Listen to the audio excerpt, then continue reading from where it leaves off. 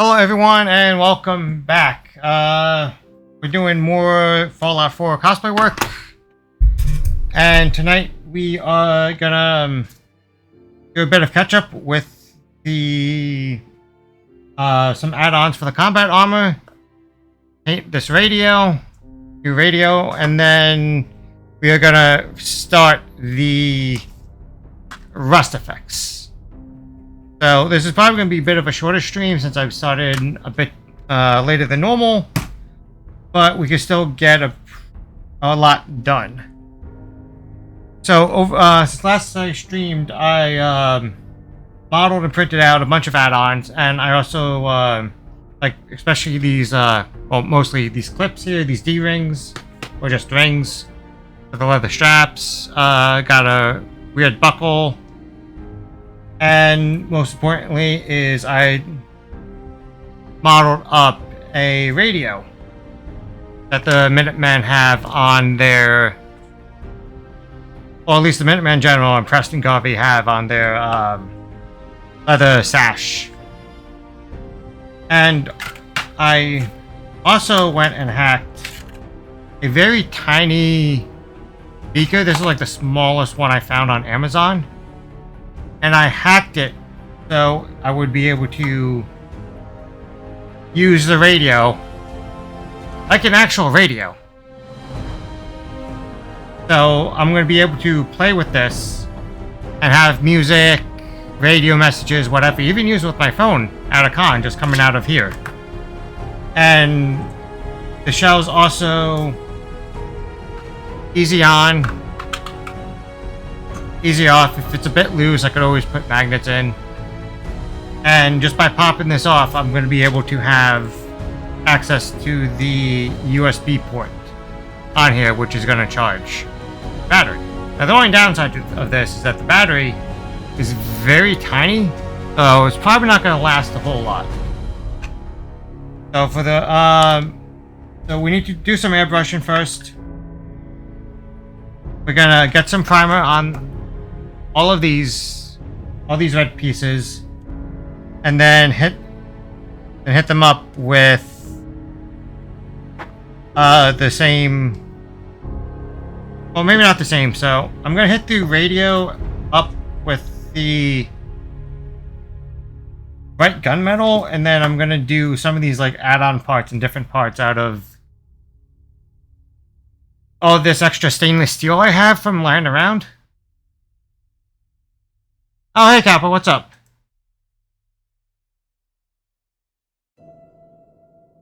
And I'm going to use this on some of the accent parts, which is going to be like the buckles, maybe the grill, or this ring part that goes on top of the grill.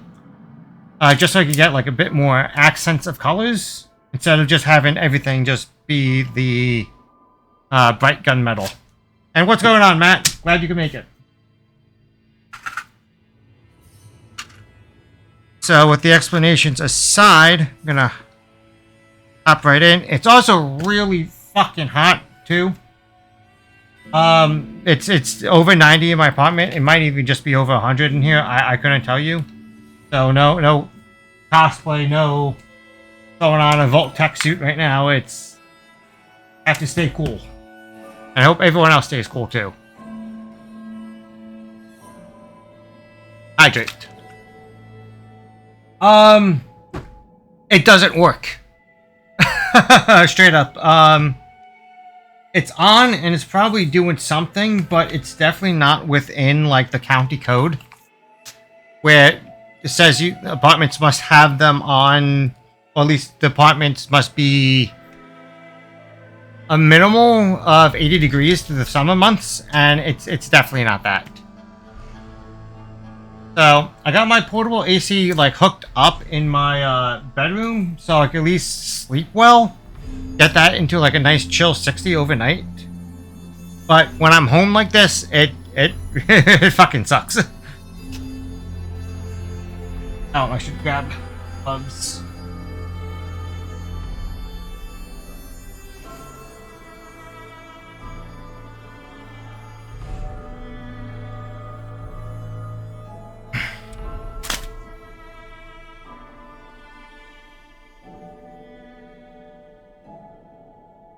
Yeah, I don't know if anybody else like has complained about this yet to the apartment, but I know that they typically don't listen. So I've been been telling myself I really need to contact the county because there's definitely infractions going on here.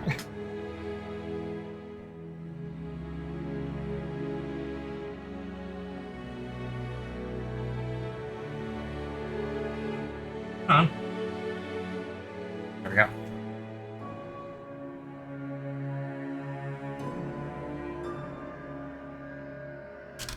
Gonna start with the primer.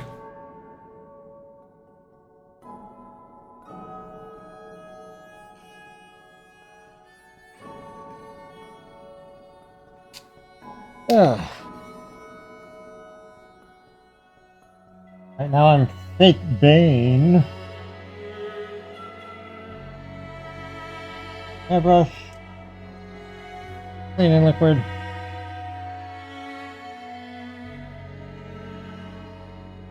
Gloves.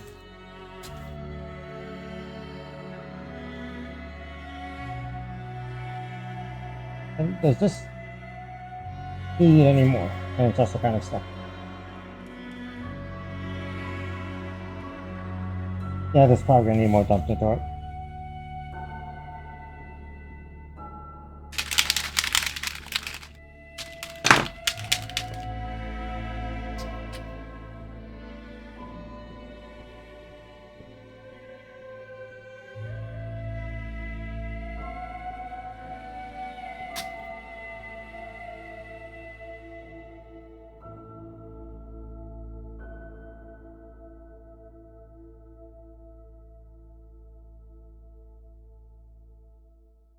What did I guess? Or he's trying to.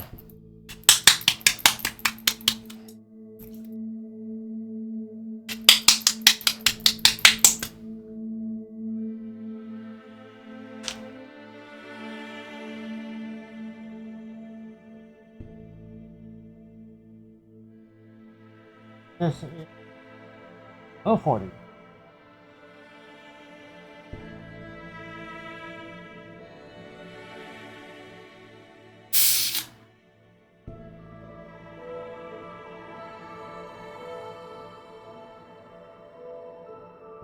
I wonder if the humidity is screwing up my air compressor. Oh, that's weird.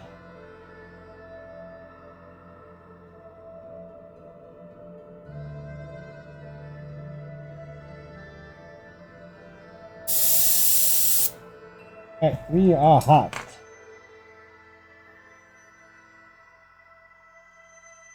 More ways than one.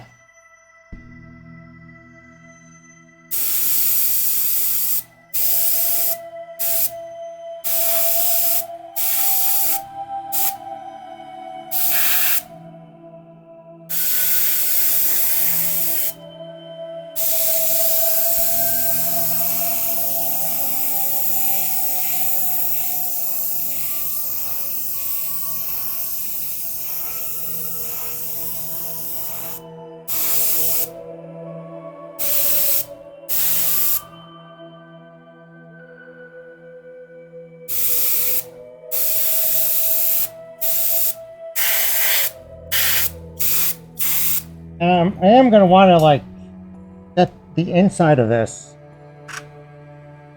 because there's some pretty big gaps in the grill here. I at least want to get the inside of this black. I don't know if I'm going to hit it with a whoa. I don't know if I'm going to want to hit it with a one of my metallics or metal colors.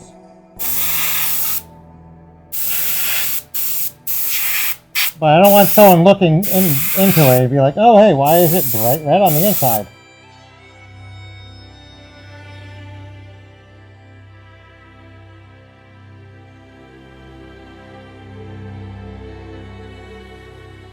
Actually, I do want to clear up this toast here.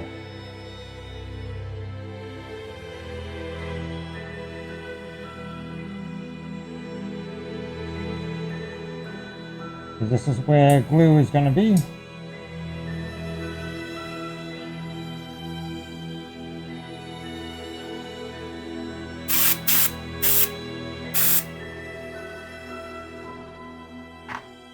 Probably do the same for the magnet holes here.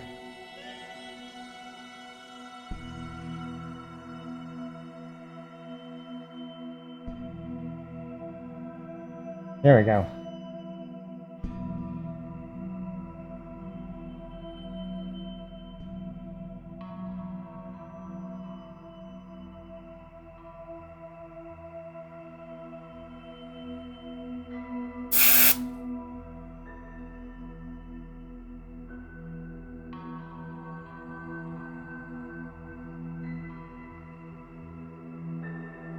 Even though I'm pretty sure that whatever magnet's going to go in here is just going to be a nice friction fit anyway.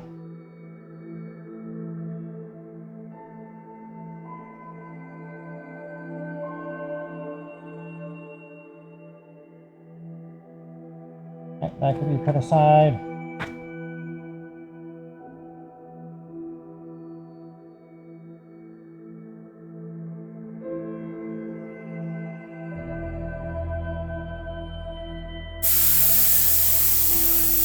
The only thing visible on this vent is just going to be this top portion here.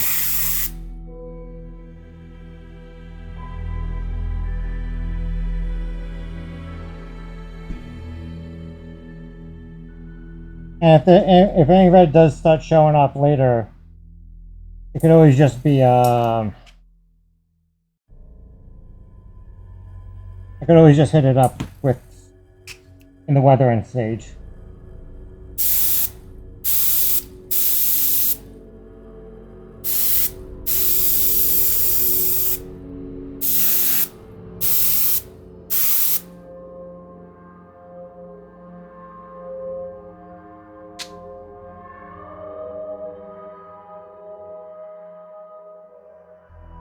Here are the little buttons.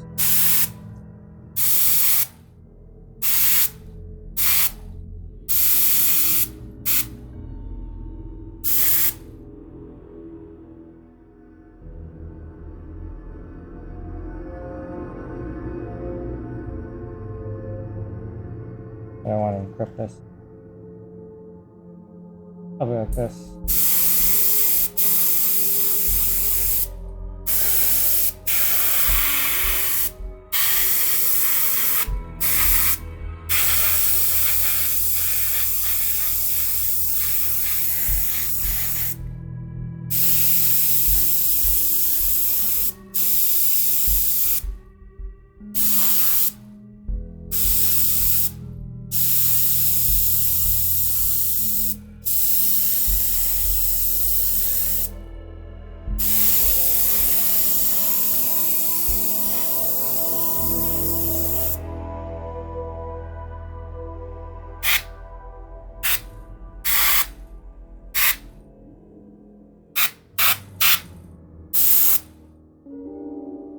Make sure I get balls there.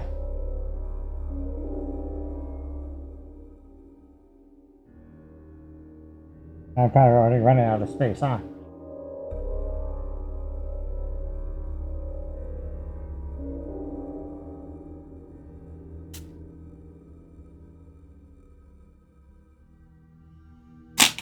Yeah.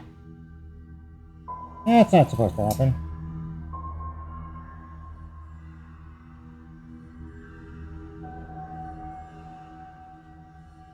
Now this is something I probably should have done before the stream.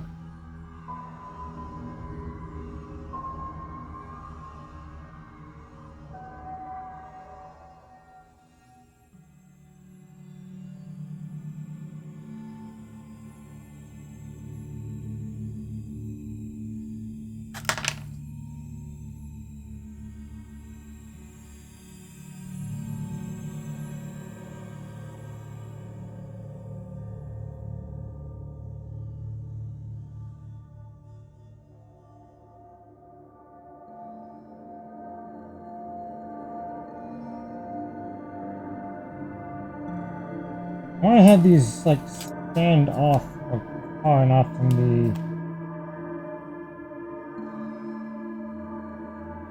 from this edge because I'm gonna have to get under these pieces.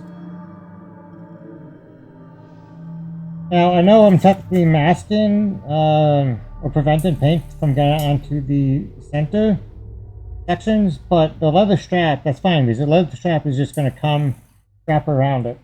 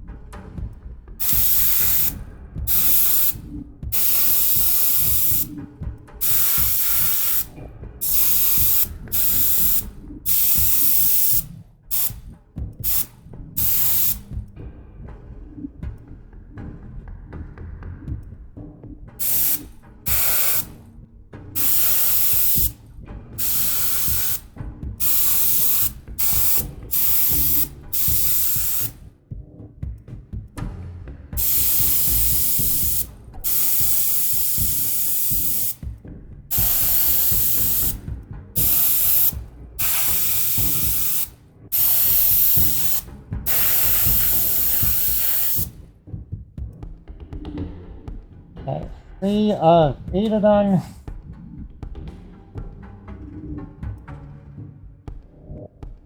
Have my TV dinner tray accessible.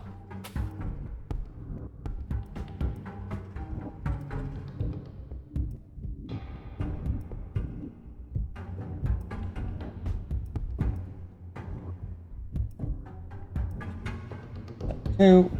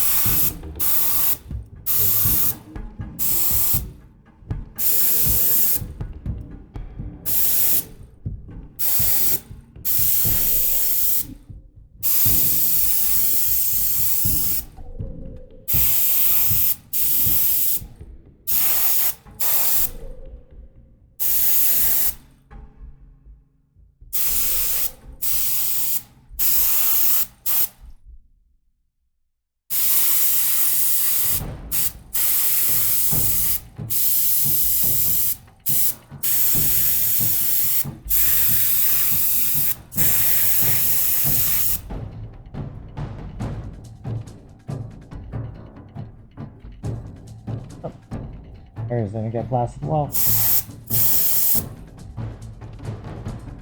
of 8.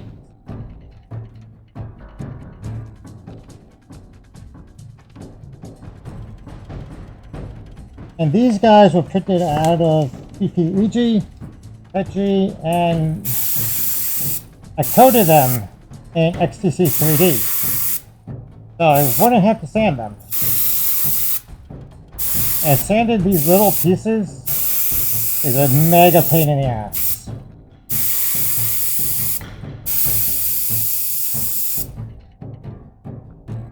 And that's 7 of 8.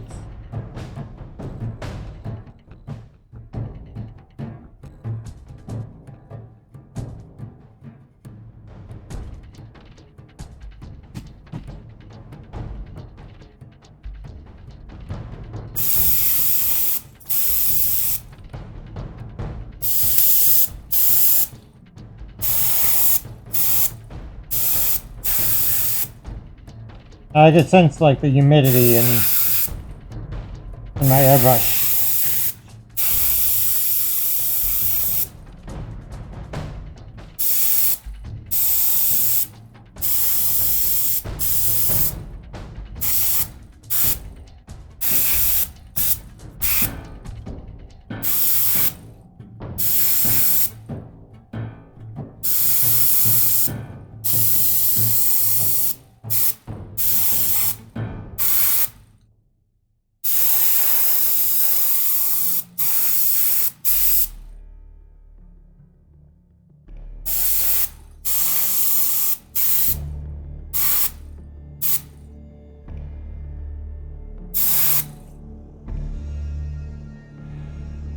Okay, the last ring and the fake buckle thing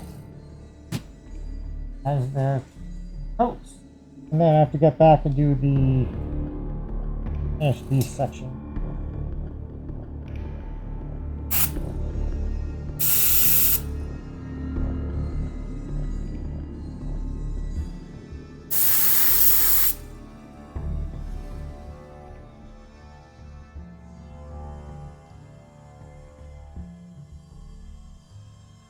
Actually, no, that didn't need like a part 2.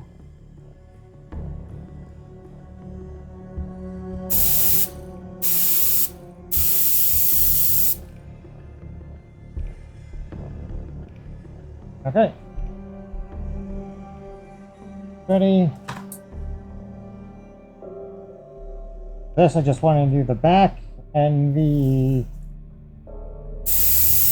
top here.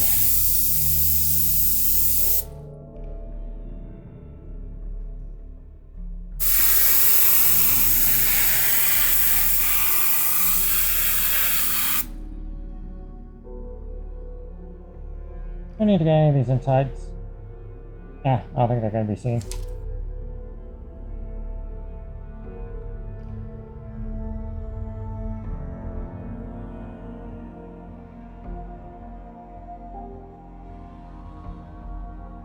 Buttons, or button caps. Oh, they look good. Yeah, so I think that's it for the primer. Clean this up.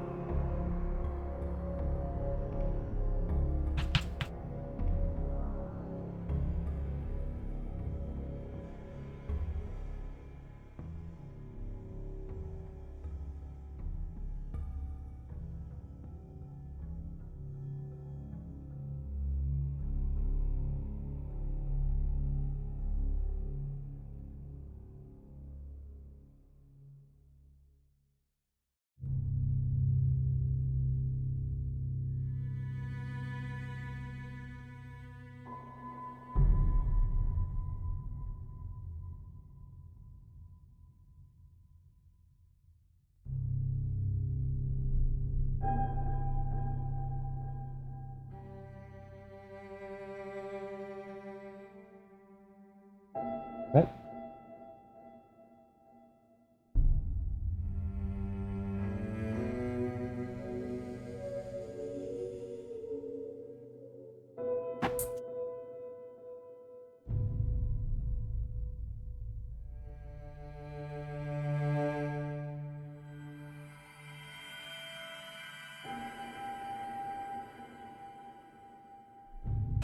And there's still stuff left in there. Fun.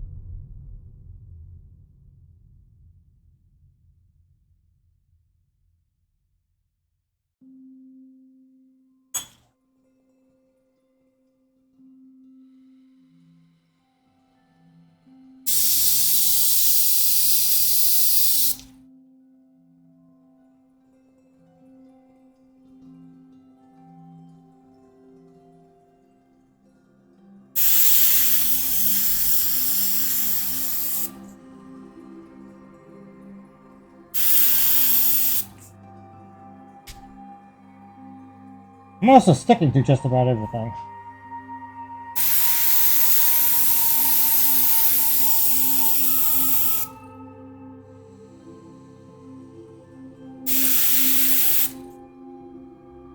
Just wonder if I could ever move anywhere that doesn't have a summer.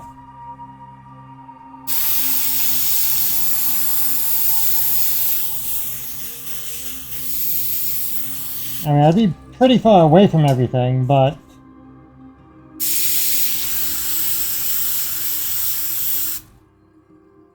I'm gonna be dealing with this shit.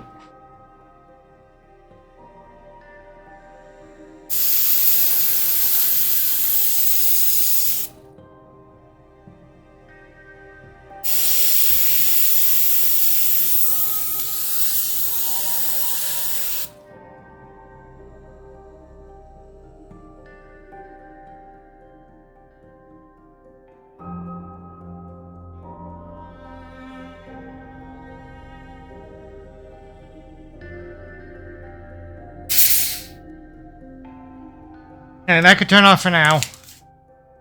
Give everything a few minutes here. And my hand dry.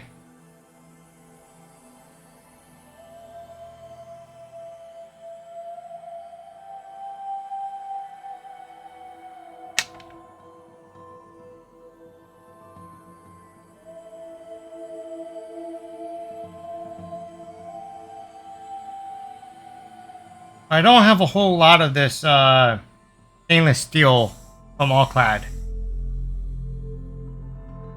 But this typically I do get a lot of mileage out of a small amount with this. So I should be able to get the rings and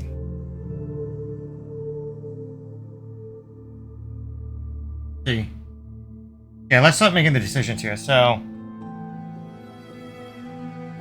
I want the buttons to be stainless steel. The events, no, they could be the bright gunmetal.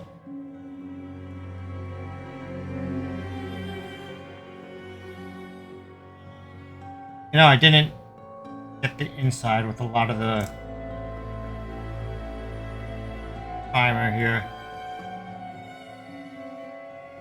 They're in some areas.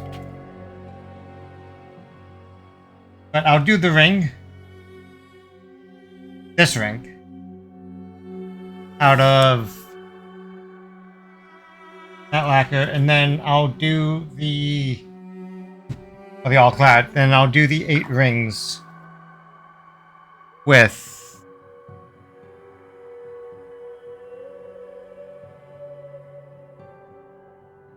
the all-clad, the stainless steel.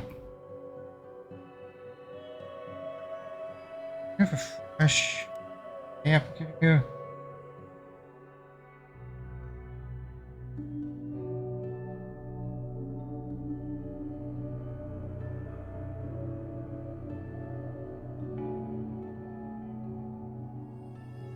I'm going to do real fast.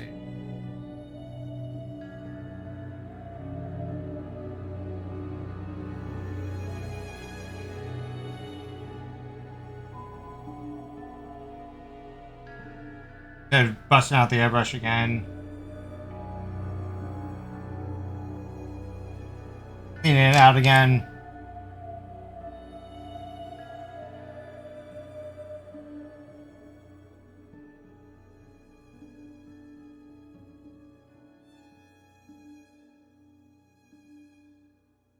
Use a CA applicator here.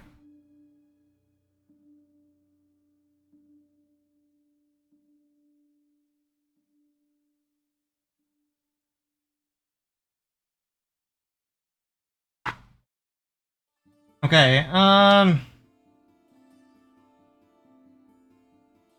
probably move on to the... Yeah, these rings look dry. The only things that aren't dry right now are the ones that needed the round 2. So I'm gonna guys off to the side.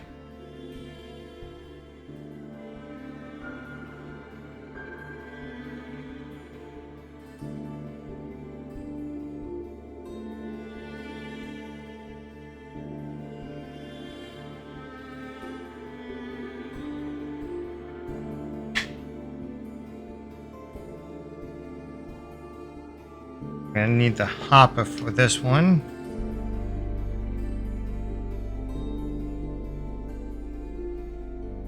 Okay, that ring gets sprayed last.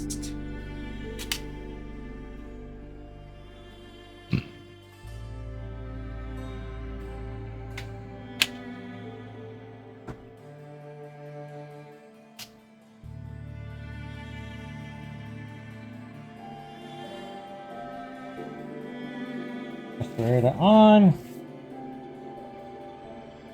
Air compressor on.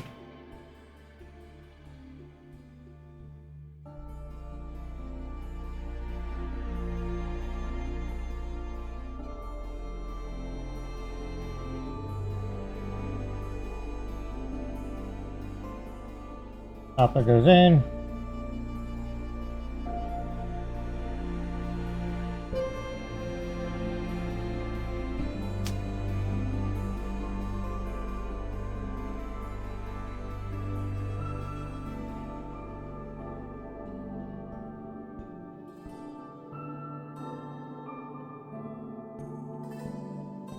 Alright, so I'm gonna bring this down to 25. Now that's a bit much for All-Clad, but that's the only way I'm getting this out of my airbrush.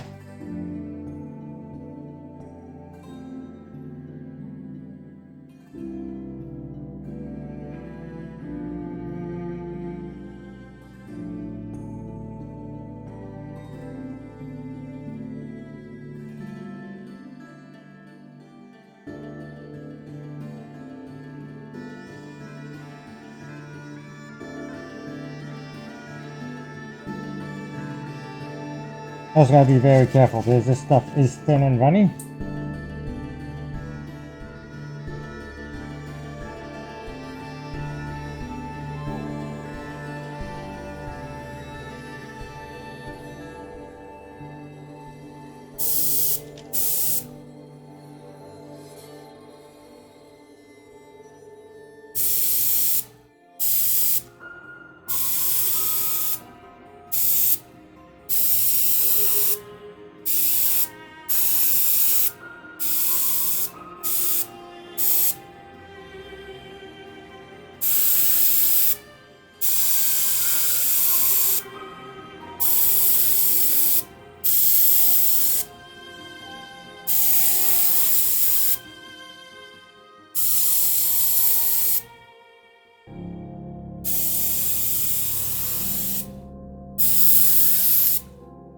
Yeah, it's going on real smooth, this stuff. All-Clad is expensive,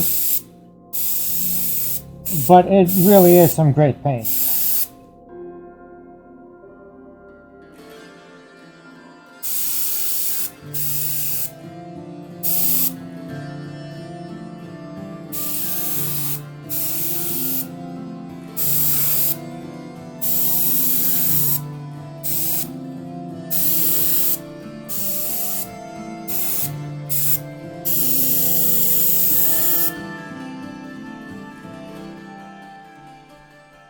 Yeah, compare this to just the black.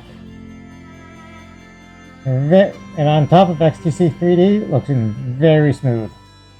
Very prime.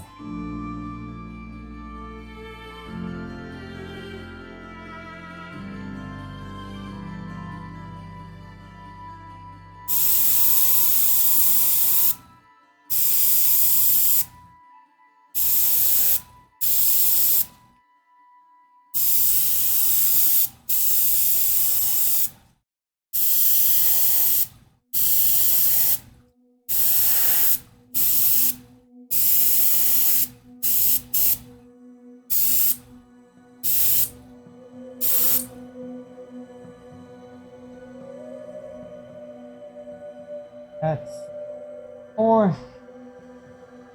And even though I've been spraying a lot, I've still got a lot left in the hopper, so this stuff does last. Have to be careful with it.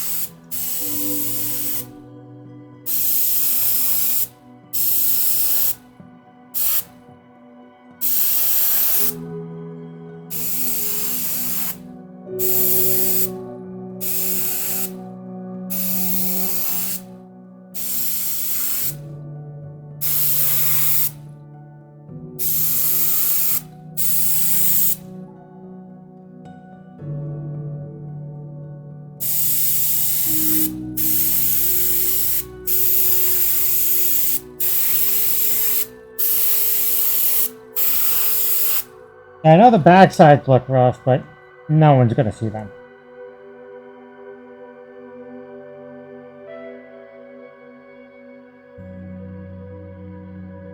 Alright, that is 6 of 8.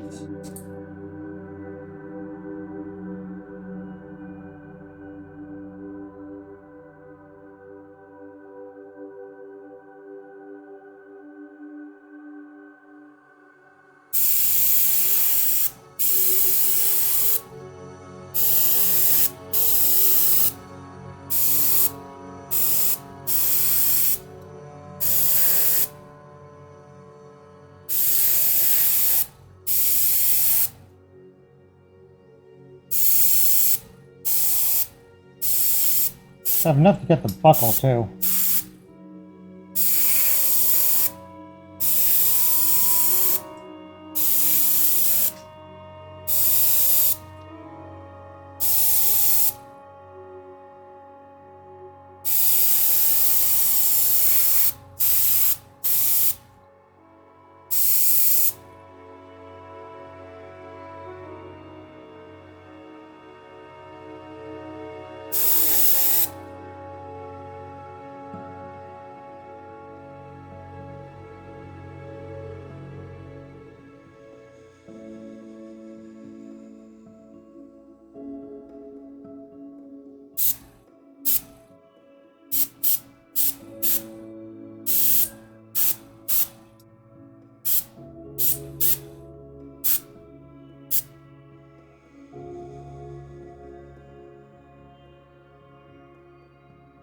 Those look good. Now the tricky thing here is gonna be, how do I paint this in one shot like the last time? I think I'm gonna do this. The multi-tool, just spread it out, put the pliers into those notches. There we go.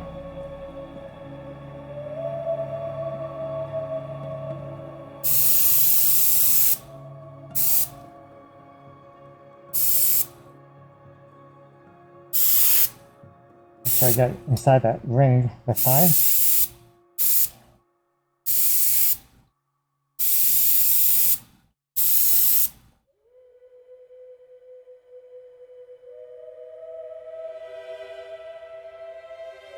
Just gonna try to leave it like that, standing up like that, and off to the side.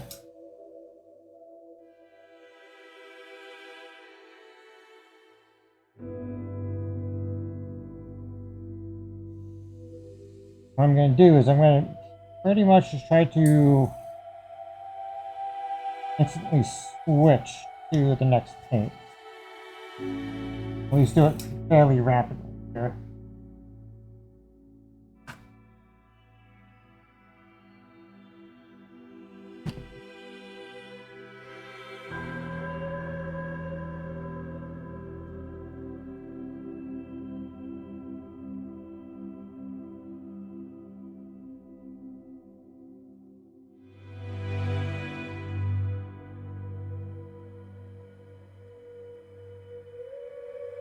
Welcome to Campfire. Okay. Okay. You and I got to say to that.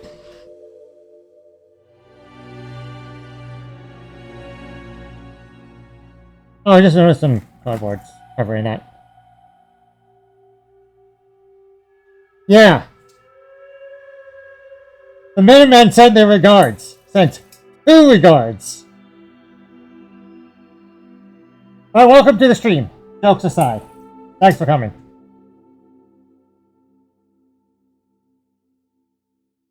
Alright,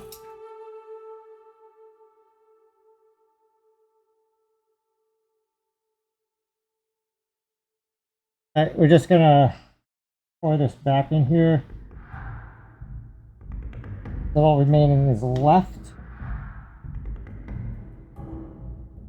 Probably get like one more use out of this.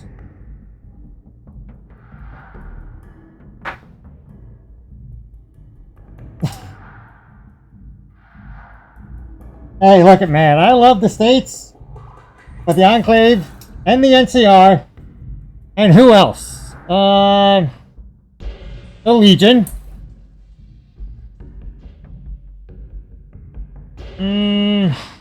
Not the Great Khans. The Great Khans were cool.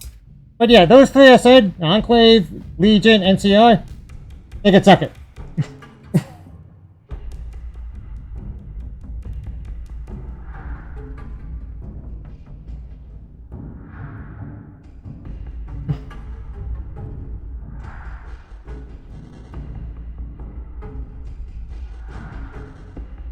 Not gonna bother cleaning inside the chamber or anything. I'm just gonna... This has to come off. It's way too fucking hot for this. It almost makes you wish for a nuclear winter.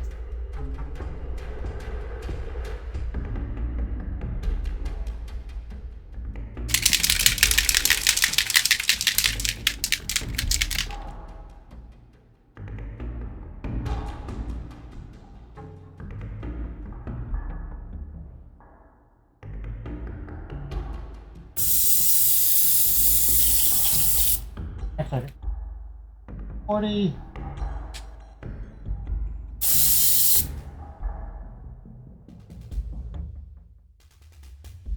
Way too much.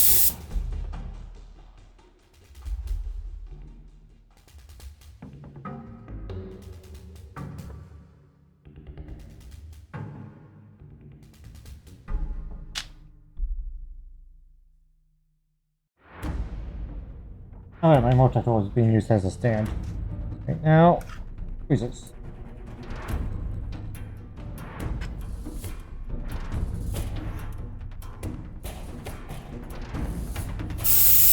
Oh, that's way too much.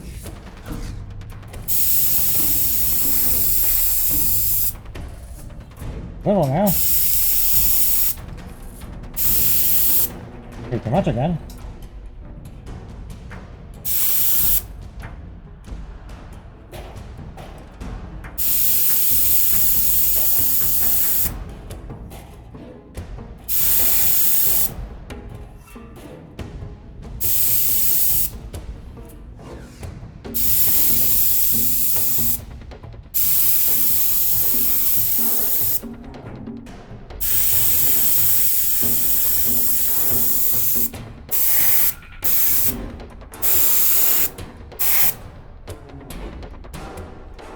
That is looking smooth.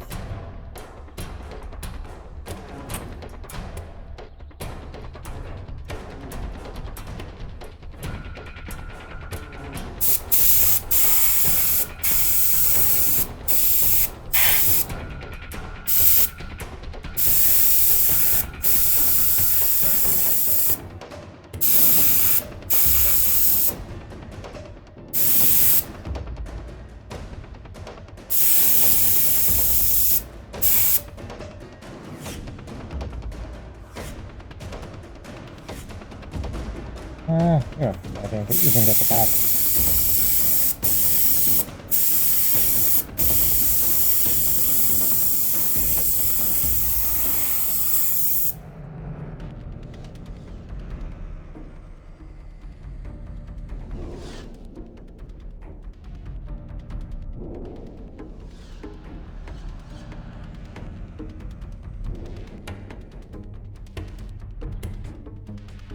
For this great piece.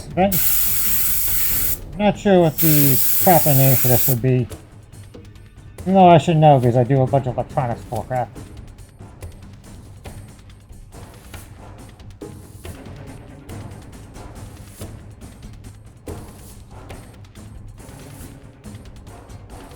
Feels dry enough. Oh. Fuck it.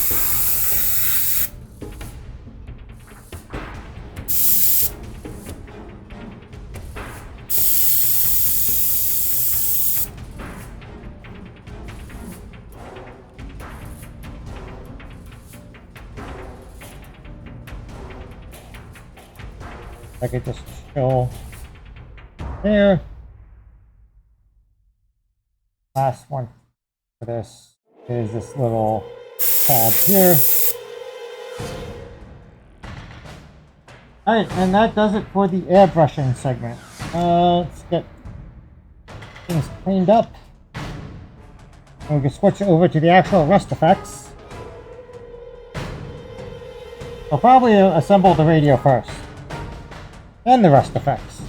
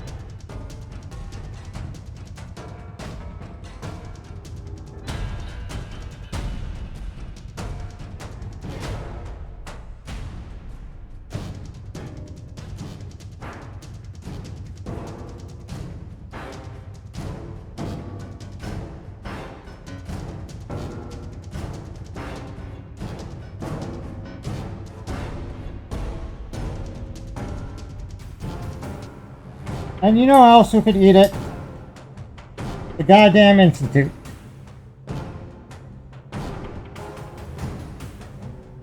Those nerds think they could run the world in their little underground shelter. And everybody else above here, above ground, is suffering.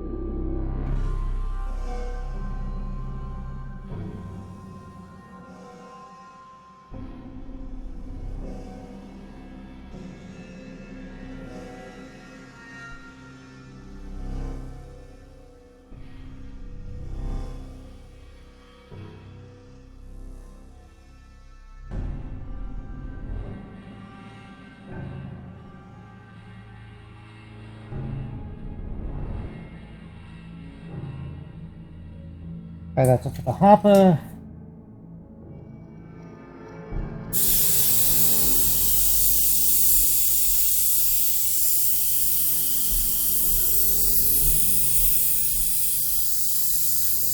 There was a lot left in this chamber, holy shit.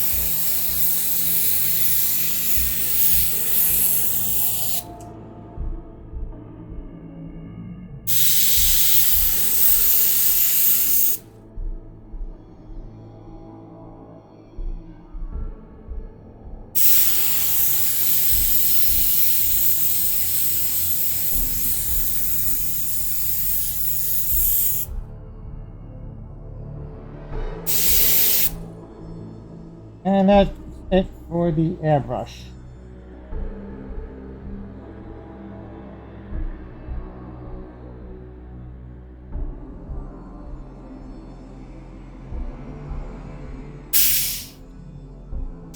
You're coming off. Good coming off.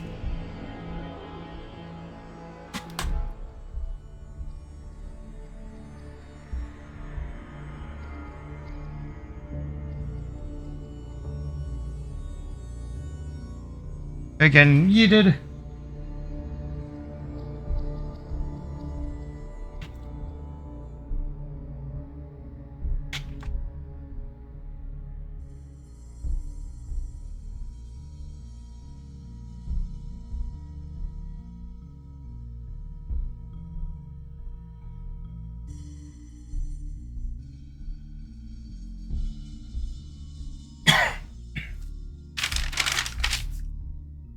Go off to the side for now.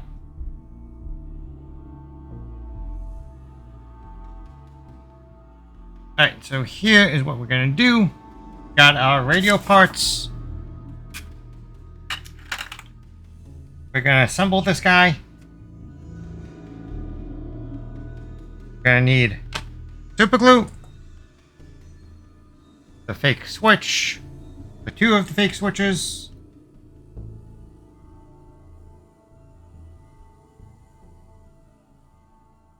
and the 3M tape, or 3M double-sided tape, scissors,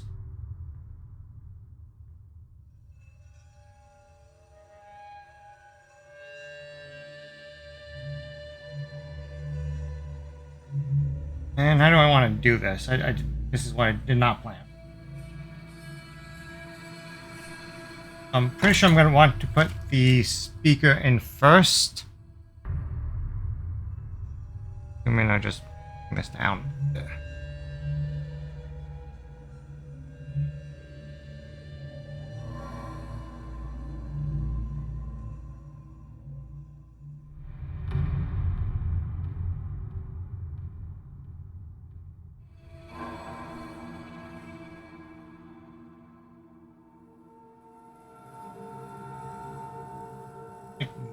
This.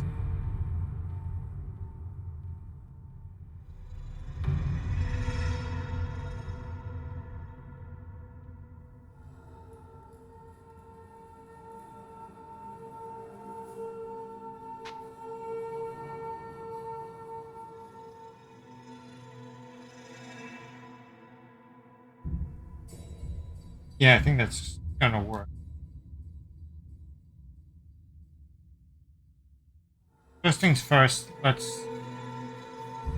Oh, that's crusted.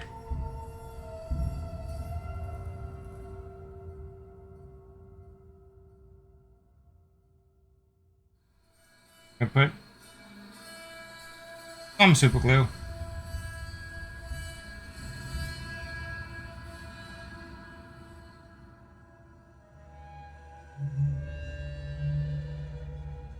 Ring segments.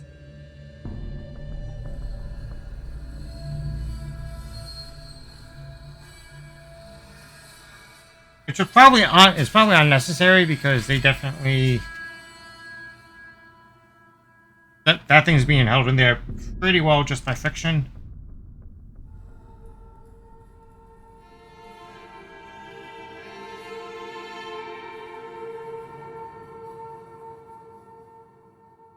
What I'm gonna do is I'm actually gonna do like application.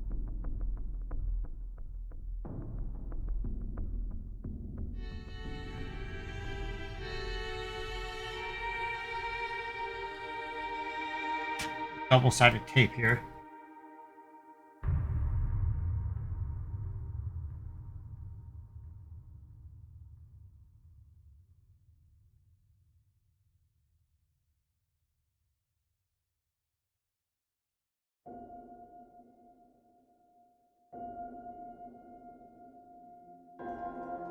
I trim off these edges.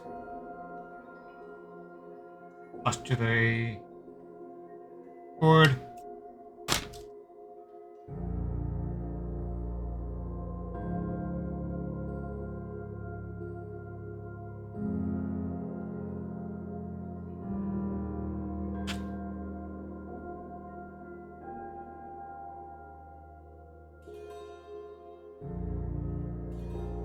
Peel and peel off.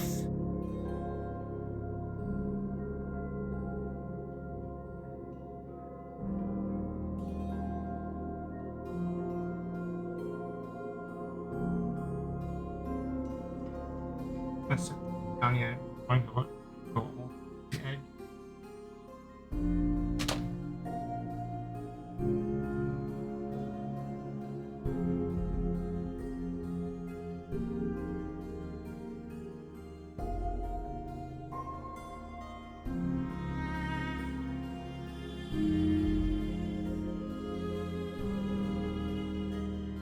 I want to put this as close to the edge as possible.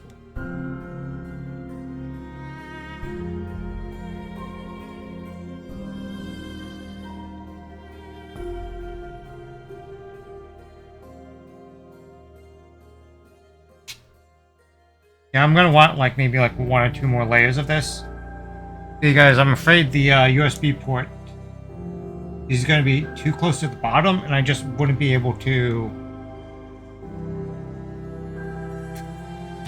actually get a USB cord in there.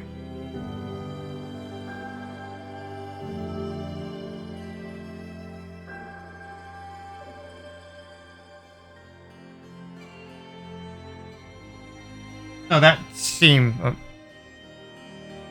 measurement seems fine.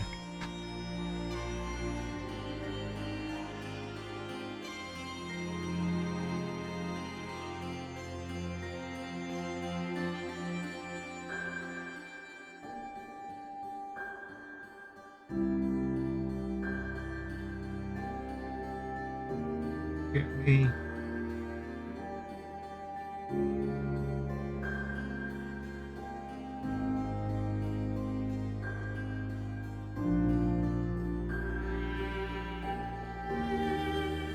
battery.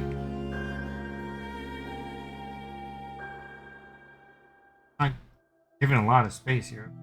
A lot of wires. I mean, they packed this whole like setup into this one like whole thing in here.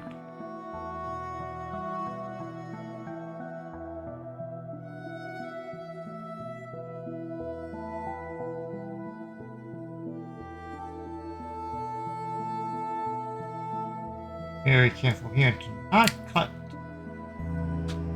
the wrapping.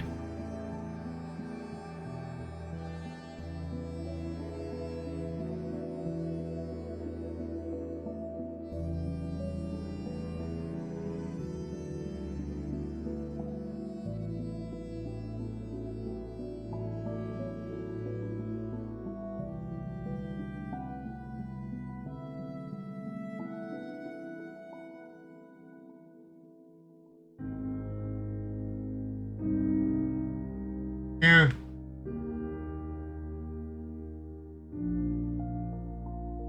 Oh, no, I didn't even want to turn you on yet. Bill.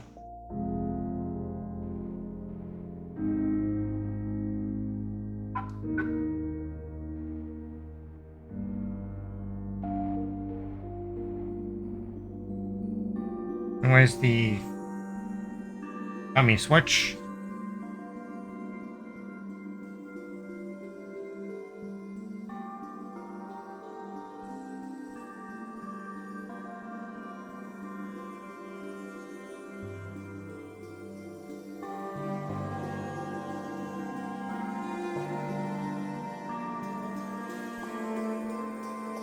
You should be dried.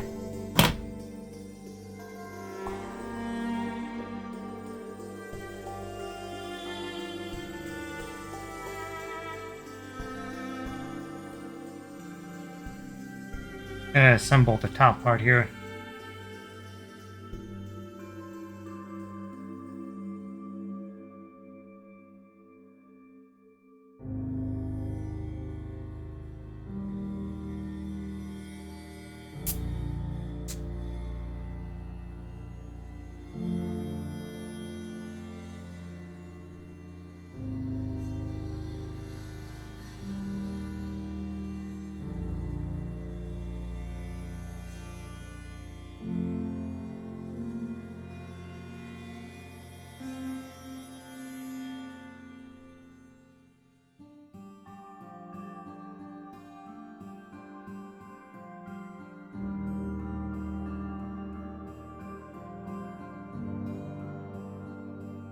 Make sure this is aligned first, because once this is in, I kind of want to take it out.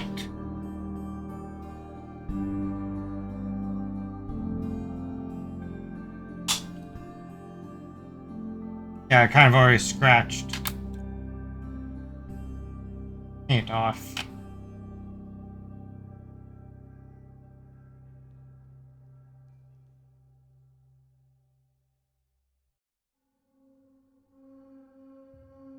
And not in a good way.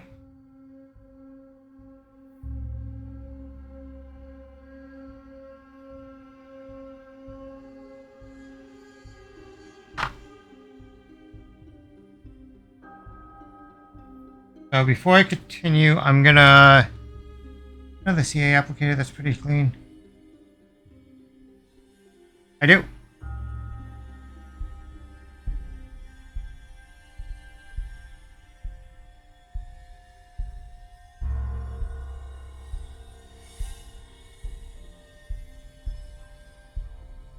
There's airbrush paint, but...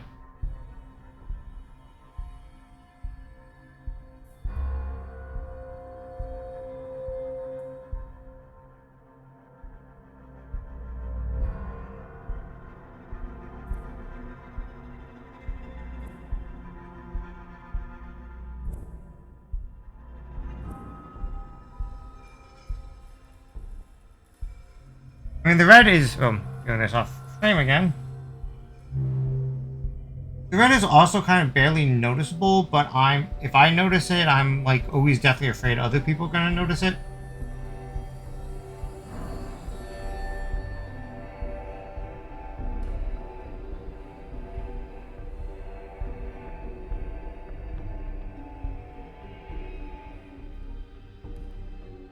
And also, I really should have got inside the like the inner red wall here.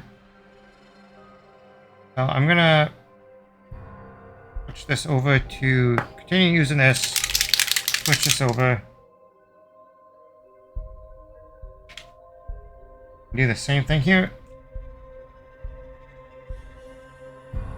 Gotta first need a new DA applicator.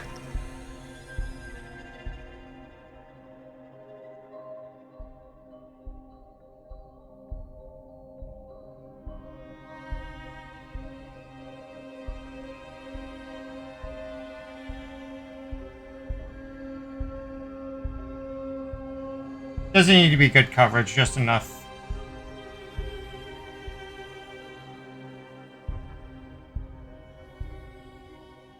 Obscure the red.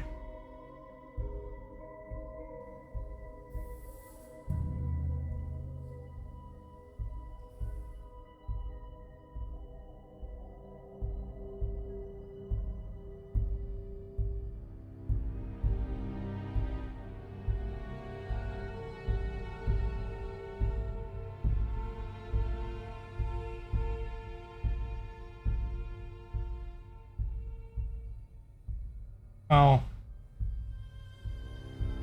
Alright, satisfactory.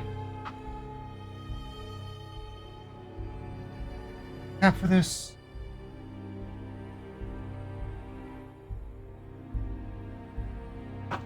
Ah, there it is.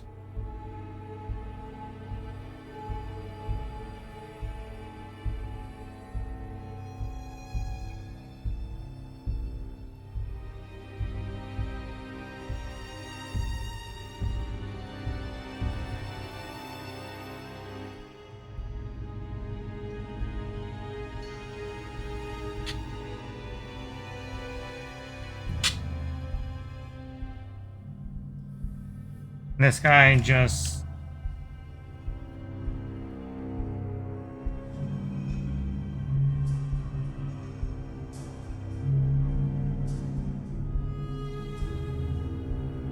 I had to do my best to not scratch. Full paint.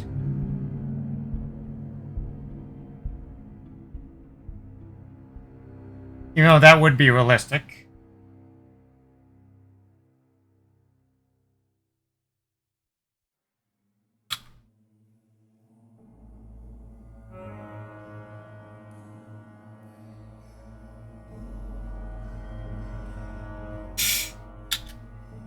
Fuck.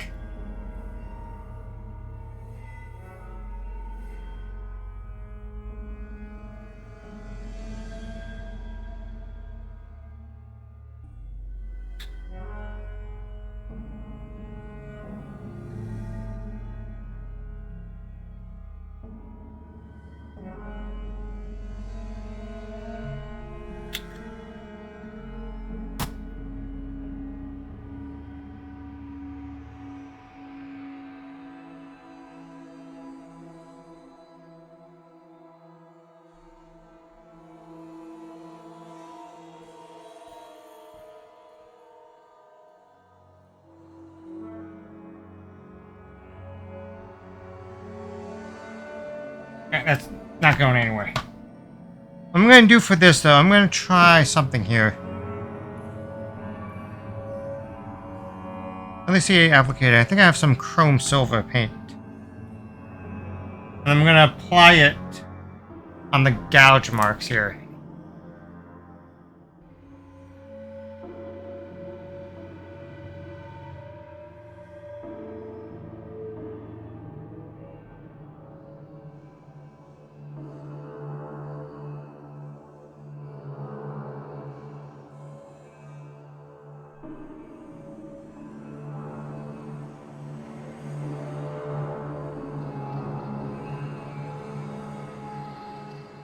May not come out too well, but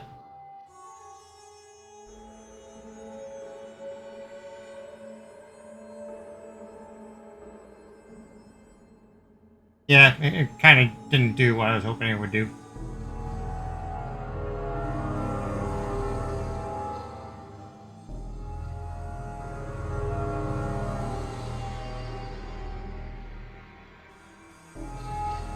Alright, that's fine. Yeah, that looks okay for now. It's gonna get weathered, so fine. I'll kind of see if I can kind of maybe off. Some of it, not all of it. Come on.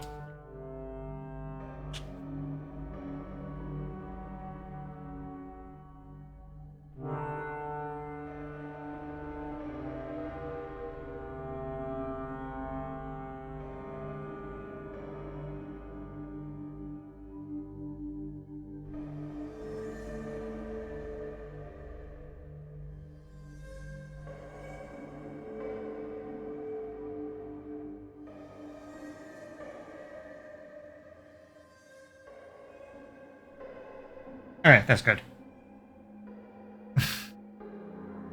We're leaving it alone this time. That's gonna get fixed later on.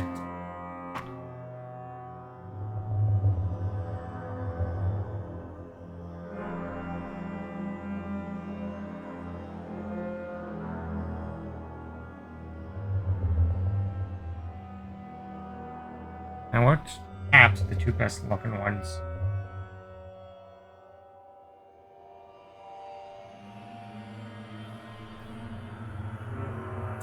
Okay, this one.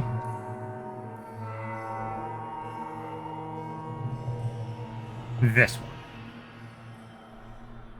If it wants to dislodge itself from the raft.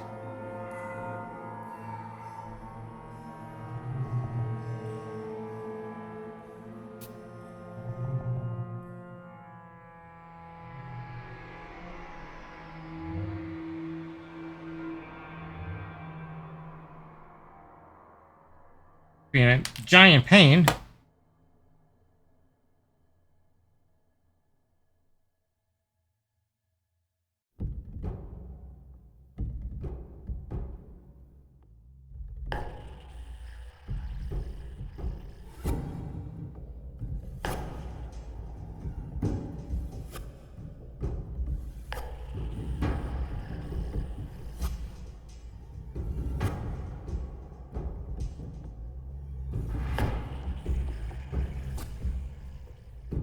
It does not need to be perfect.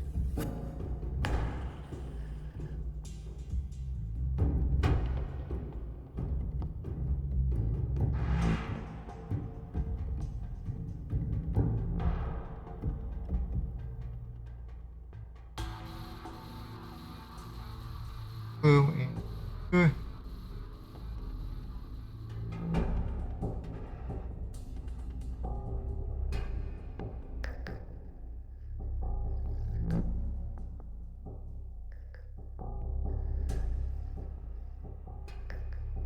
Oh, again, off the same. But I just glued on the caps.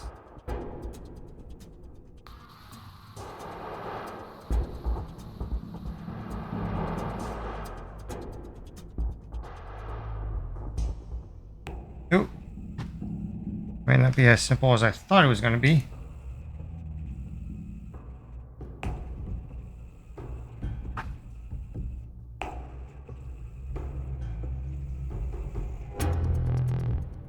Alright, something's preventing it from going down all the way in. I think I know what. The big switch here is interfering with the, the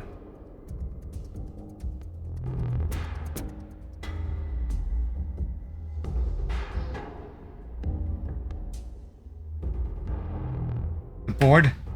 Because I have to raise the board so high up.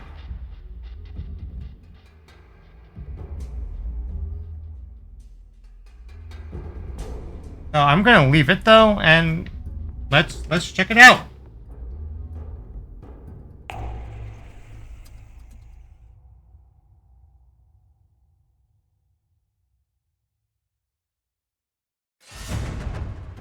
Alright, that's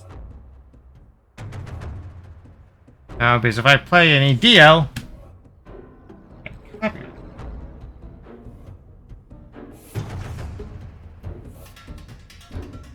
okay, connected. I do have what I used for the last con, and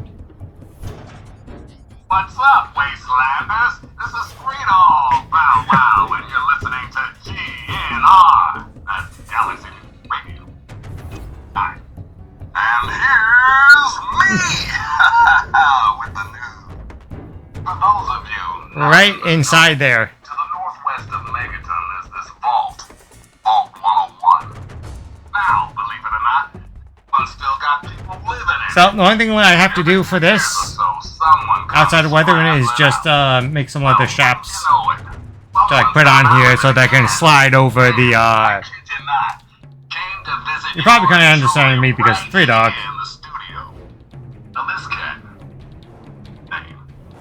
Alright, that's enough for Three Dog. But yeah, now I can have that playing around like with me at a con, even though the battery's probably not gonna last.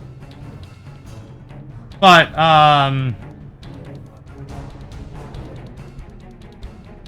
yeah, the only thing I have to do now is for this is weather, rust effects, and then make like a leather strap that goes down the back, and that's why there's screw holes in here, and then that gets mounted on the belt.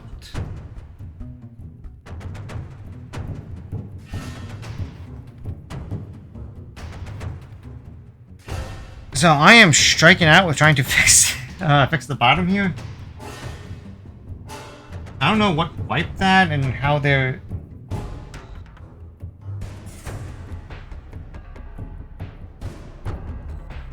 What I'm gonna do is I'm gonna take a bit of primer.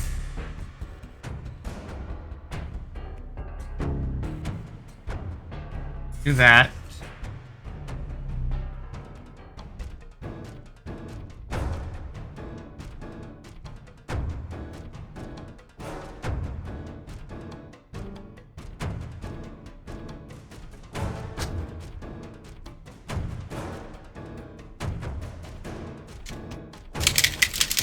And we're gonna take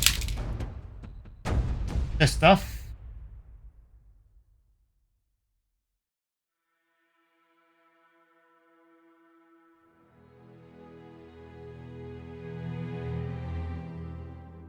Over it.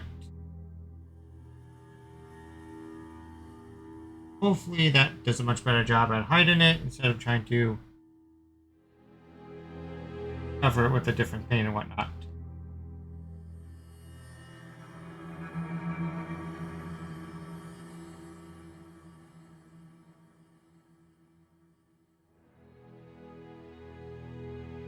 Thumbs up.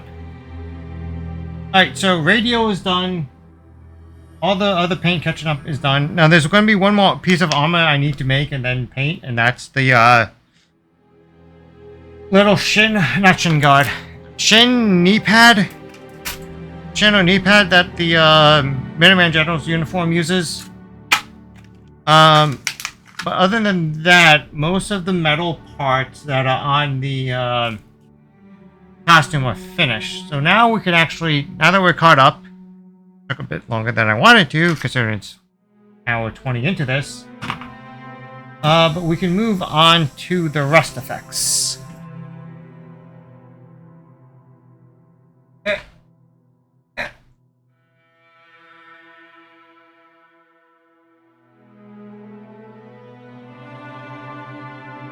Yes, I'm being ultra lazy because it is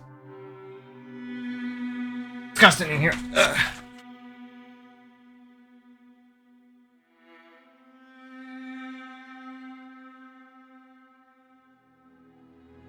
Okay, so I thought about it.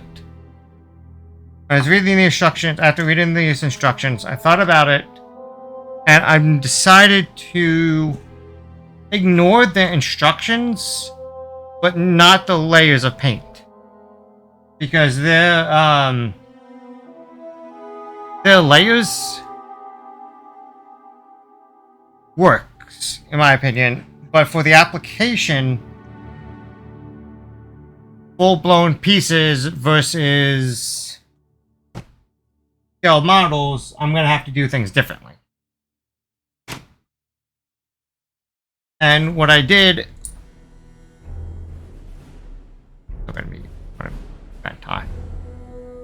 what I did is I went out in the real world and took some pictures of actual rust. Like even just a shopping cart today. You know, some of these pictures didn't come out well, but we have actual example of rust. All the different layers of brown. Some two different brighter layers. And the one thing I found a couple of weeks ago was I saw this brilliant pole outside of a Walmart. I think it's going to use for my base here. For the main inspiration.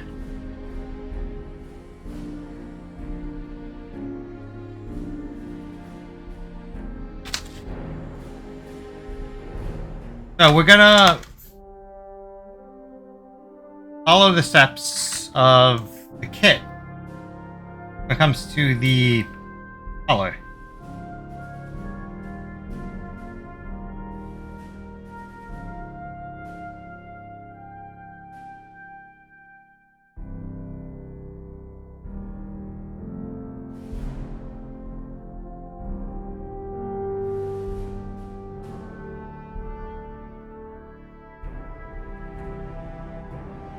So, I get to start with either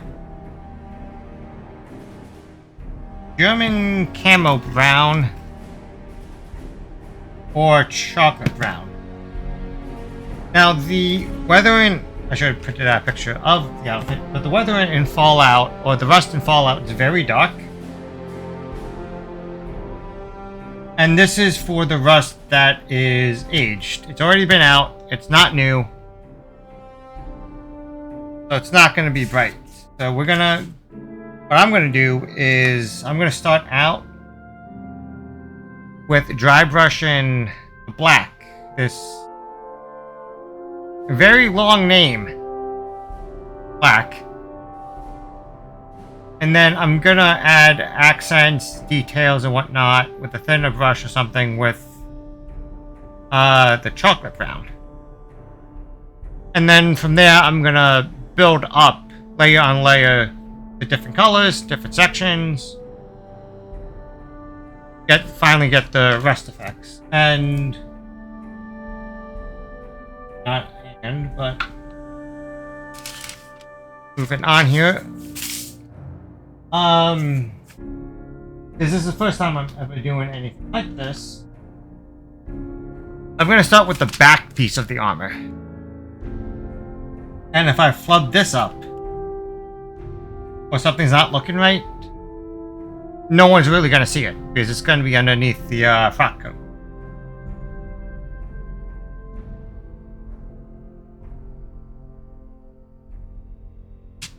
Also, before we begin, so this is the radio I first made out of foam.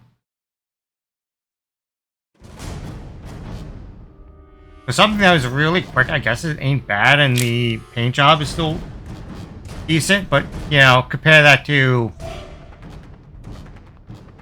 3D printed, sanded, with a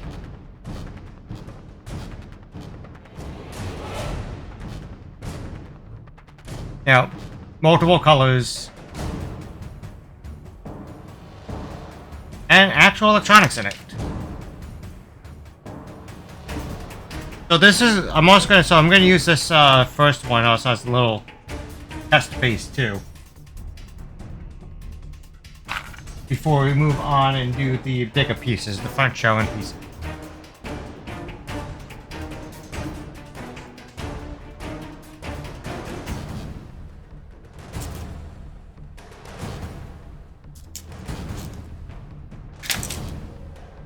So let me pull up my photo of the dude.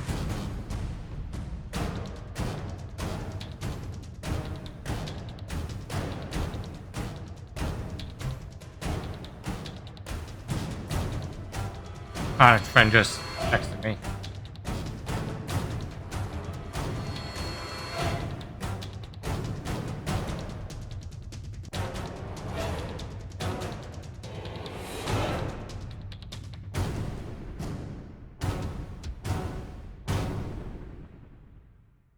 Alright, and the layering I'm doing here is kind of be reminiscent of how I did the weathering on my most of my normal weathering, using just the two colors for like the dirt and grime, but it's gonna be any other different type of paints. Anyway, let's just get to it, see what happens.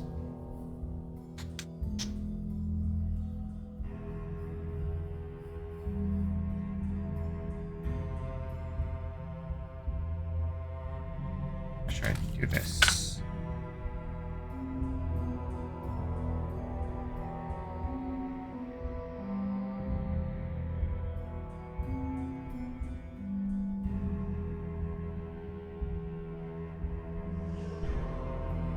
Oh yeah, that's not necessarily black.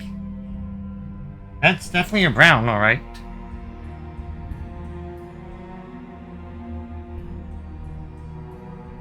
So I'm gonna get this, get it right in the corner here.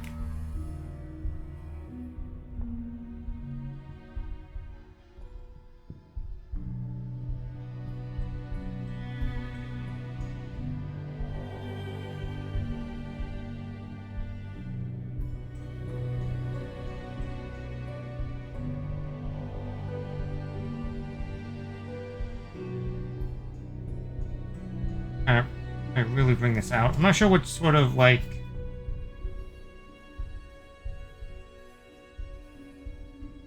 end shape it should be. I assume it should be some sort of like rust goes down like this.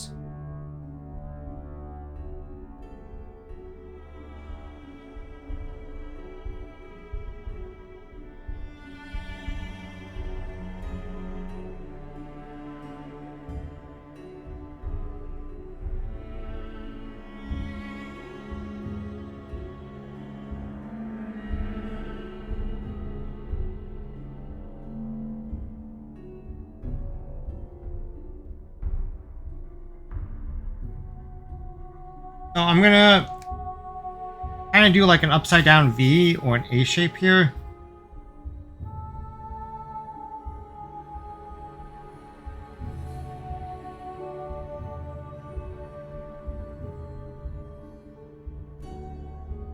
Because rust would definitely 100% be in these corners here.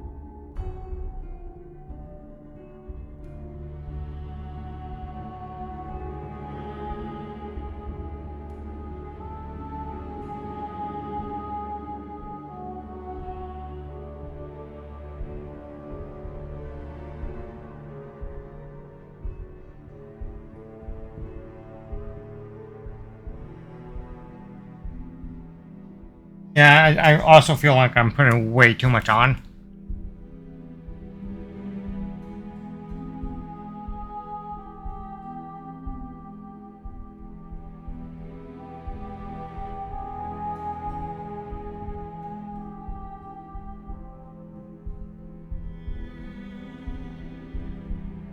At the same time, though, the Rust in Fallout 4 is a lot. Maybe I'll just leave some jagged edges like this.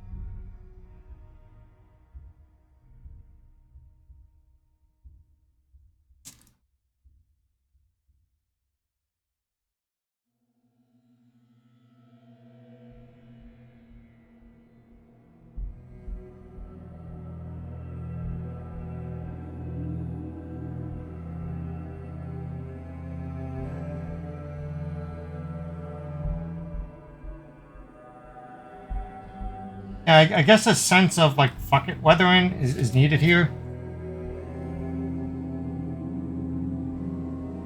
And by that I mean just like when you're applying it, you just kind of go like just fuck it.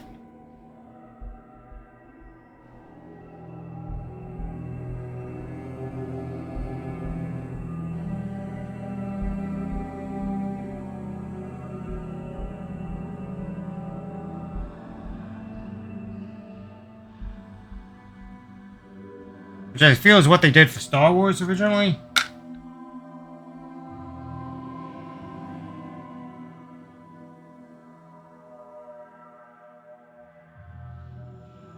Probably way too much. Try not to waste it, because I feel like what's going to happen is that I'm going to use a lot of these colors first, and then less and less of the other layers. I'm going to have like an uneven amount of them.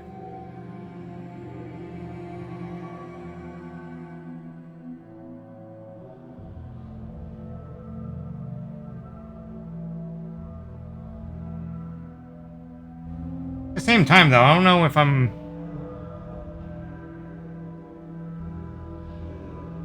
ever going to be doing a lot of this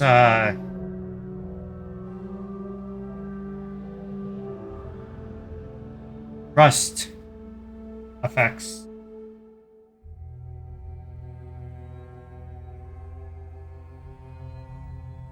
After this.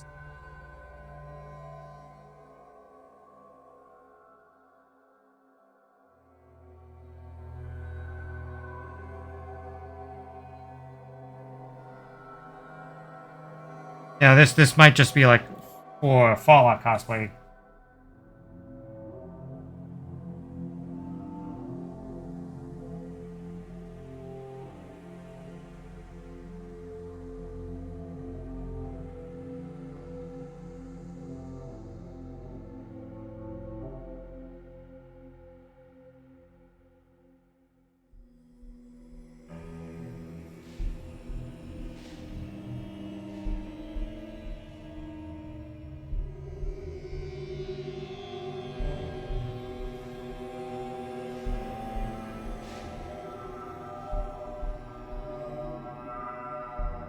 And like round it off like that or something.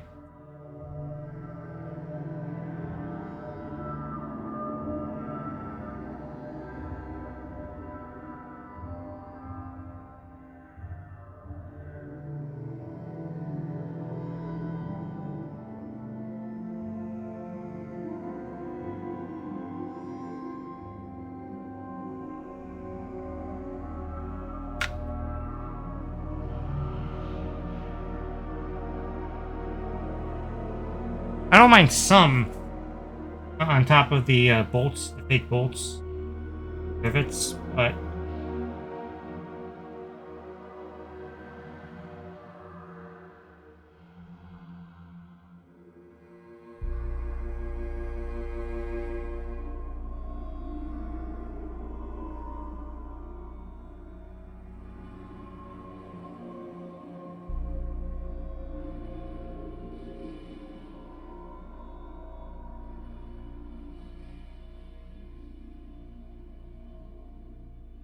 not sure how I'm feeling about this just yet.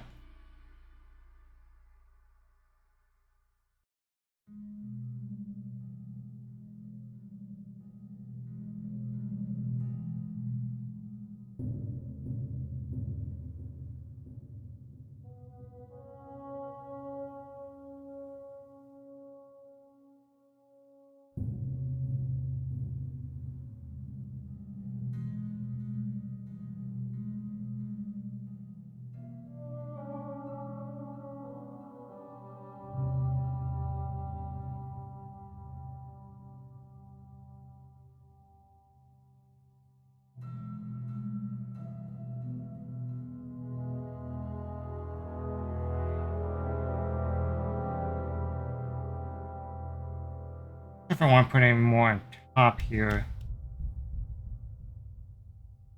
Now, you know, I think I overdid it already, as is.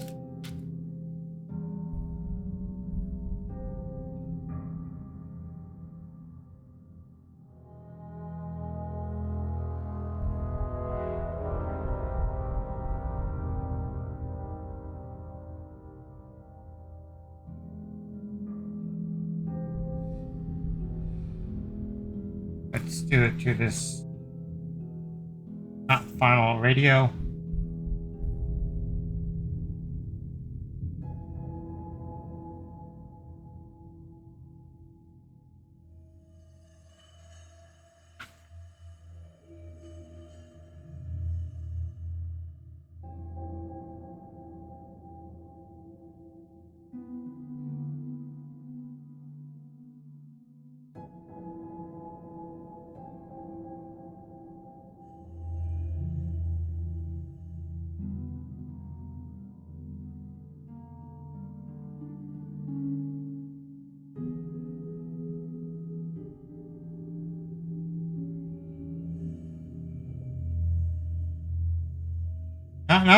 Not the first type chat I want.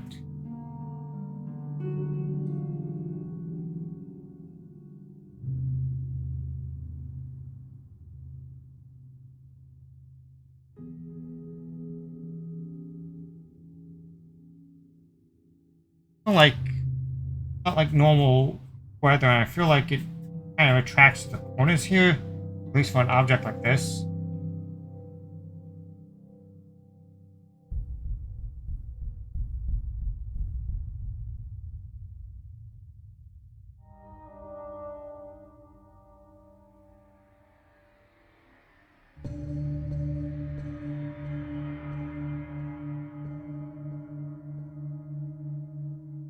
Now this is gonna be one rusted radio.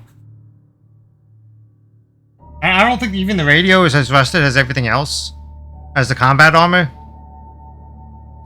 Anyway, so yeah, we're not gonna need to do this for the real one. Maybe some very light rust with some like thin brush, but not like this.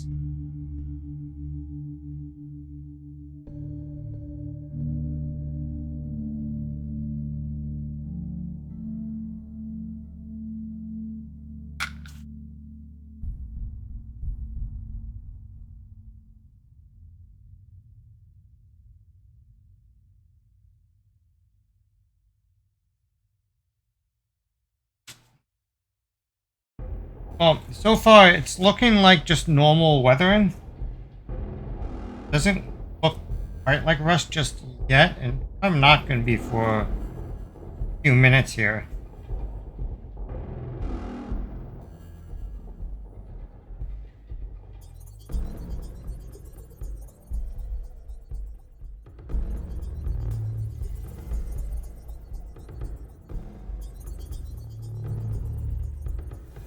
Clearing this out.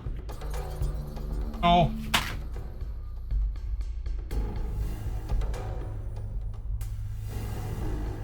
Put it in.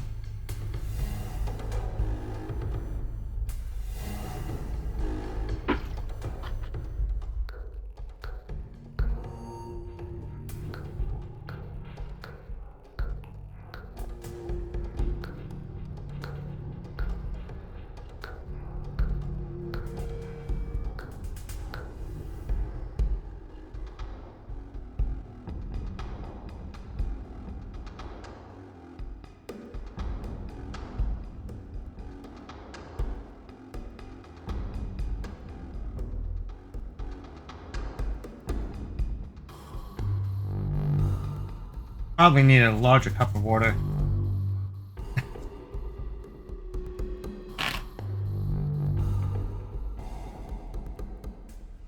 Alright, so the black brown is done for now. That could go back in. I'm gonna move to the chocolate brown next. Now, I'm gonna have to put a lot less.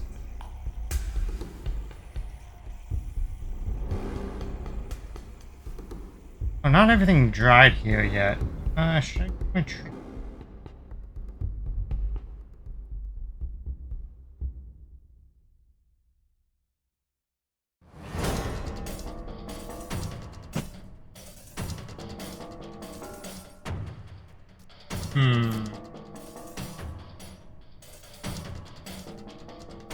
Yeah, let me, I'm gonna take a quick BRB. And when we get back, and we're gonna start the next color here. I'm gonna go use the bathroom, grab my hair dryer, make a new cup of water here. Make a new cup of water. Okay, anyway, I will BRB. Okay, we are back. Got the hair dryer. A few other.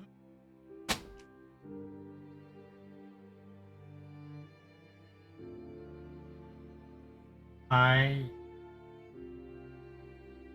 air compressor on full side. Get myself a bit more space here.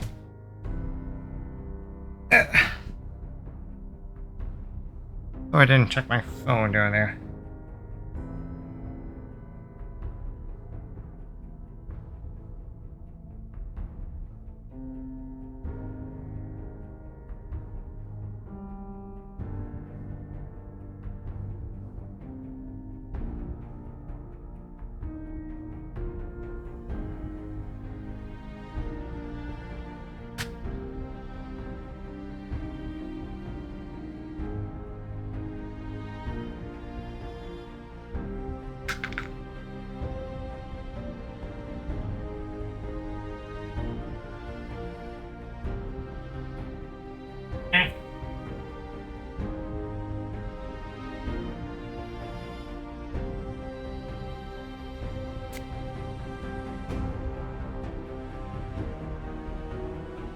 Alright, there we go. Just when the switch is not pressed. I'm gonna mute myself during this process because I don't know how loud it's gonna be for you guys.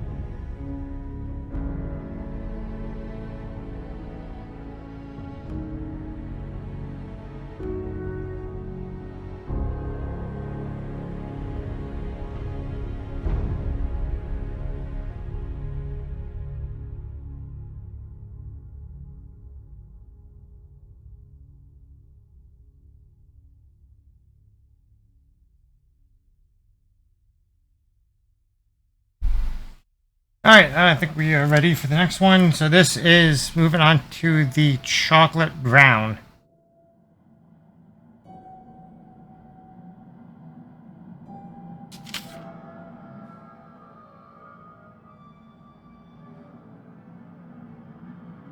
This still seems but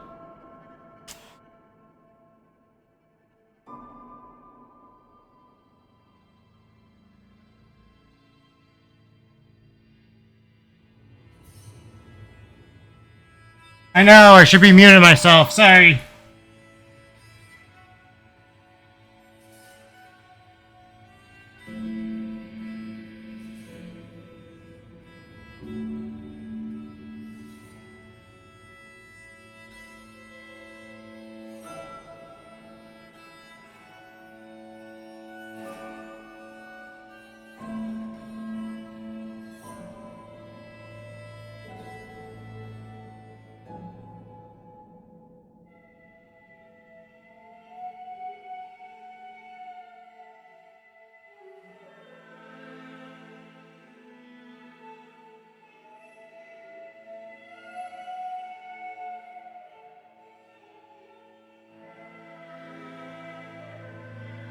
I'm gonna consider that good. Fuck it.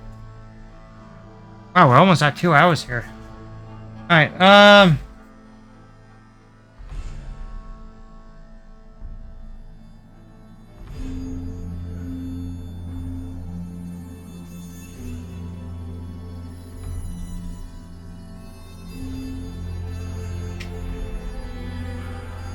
Honestly, I feel like I could just do like smaller layers.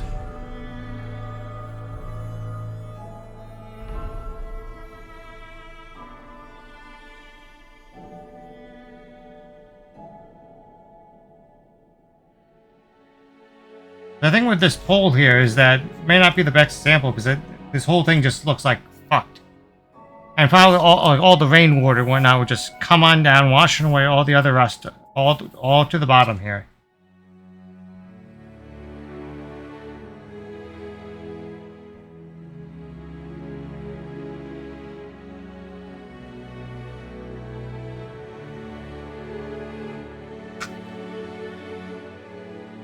I also really need to clean my palette.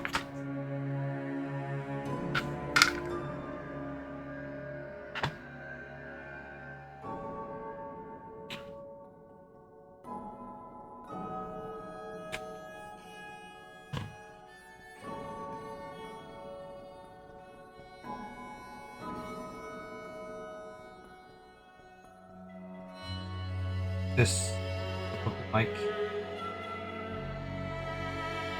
Would you believe it? The chocolate brown looks like milk chocolate.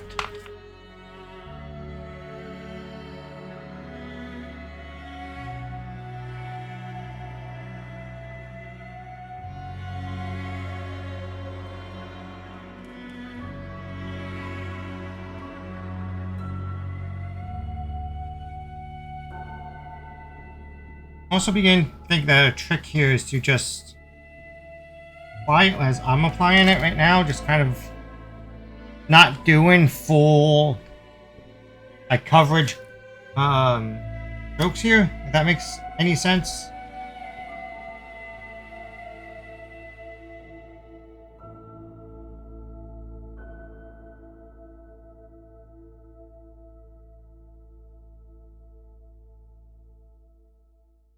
Like dab it in a bit.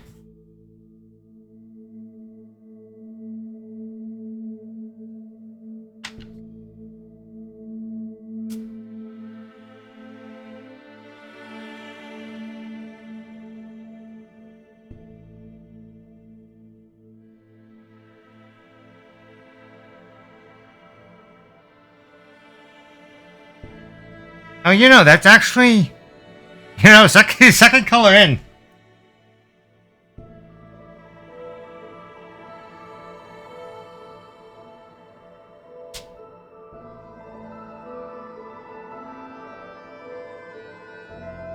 And to me, it's already like forming.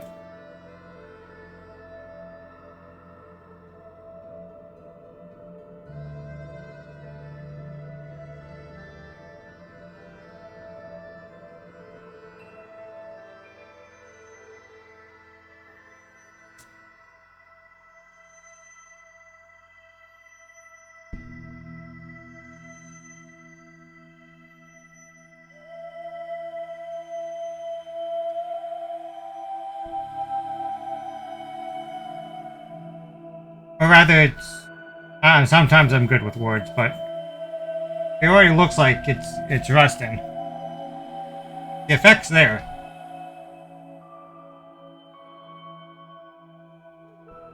I don't know the size of the brain of Juan Vallejo, but he definitely has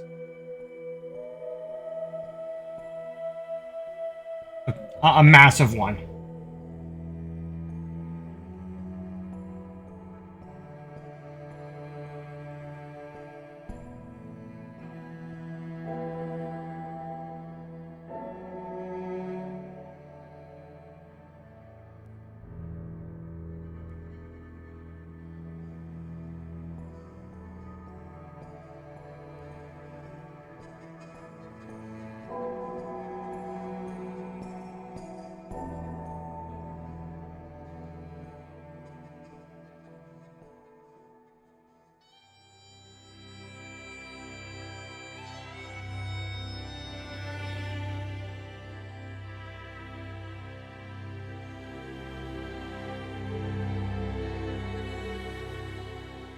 Also, I did learn recently, this brand didn't actually start out in Spain. Apparently it started out in New Jersey. And the guy just, like, brought it to Spain with him.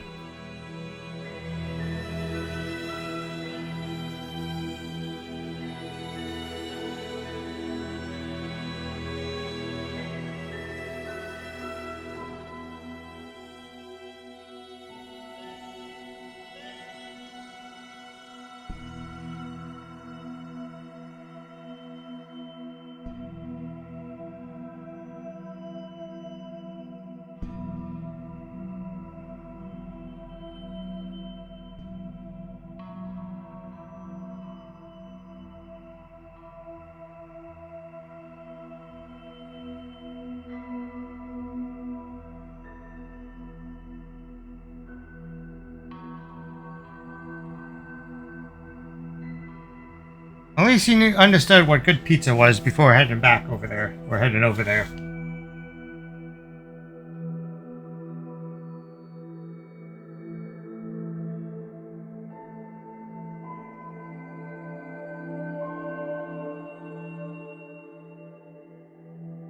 I don't know, maybe Spain does have good pizza. And just no one talks about it. I think I have a friend who's in Barcelona right now. Maybe coming back from Barcelona?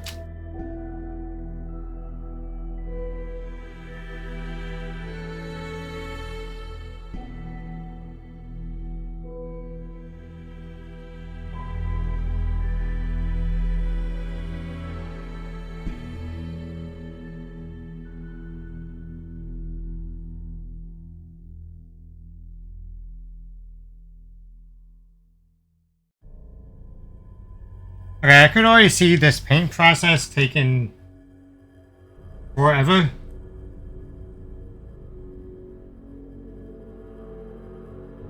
And a half.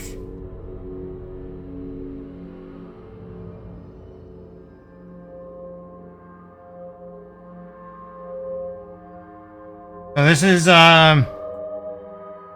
gives me something to think about of how I want to continue this.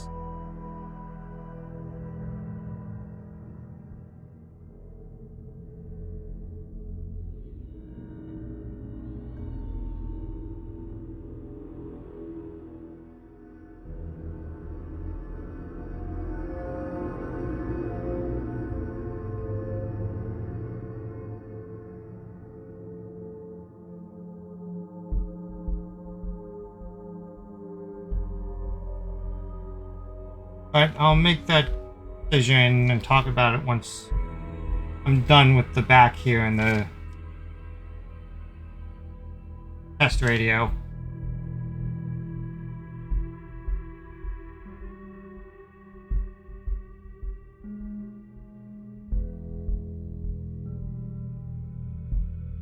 But yeah, you could kind of already see it forming. Rust forming here.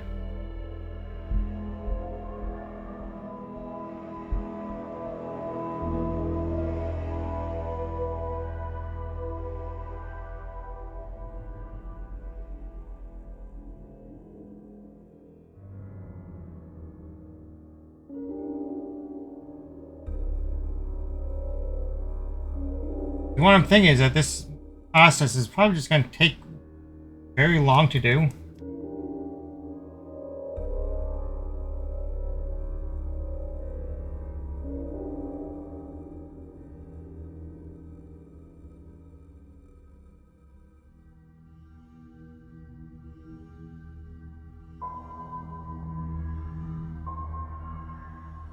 And I don't know if that's, you know, good stream material or not.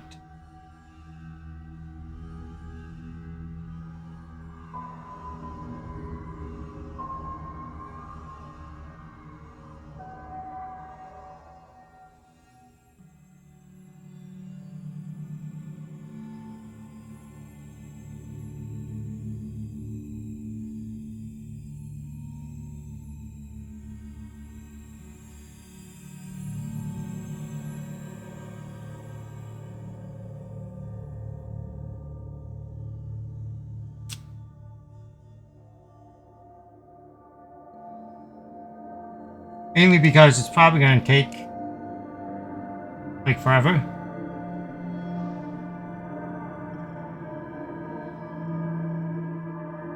And the reason I don't want to do a whole lot of sewing on stream, even if I am getting deeper into this cosplay work stuff, is sewing really does take forever. And there's not many like close-ups and whatnot. I could really see that being like a super boring process.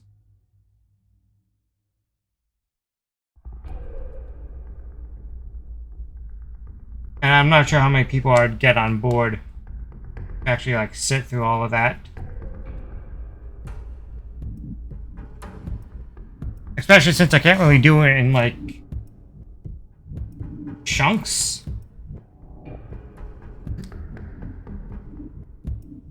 Because sometimes it might take like an entire day to just like cut out all the patterns, cut out all the pattern pieces,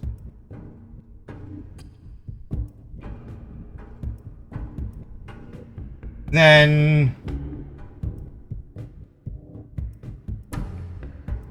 when I'm at that point, it's just straight stitching, and the only thing you're gonna hear is my like sewing machine going off the entire time constantly.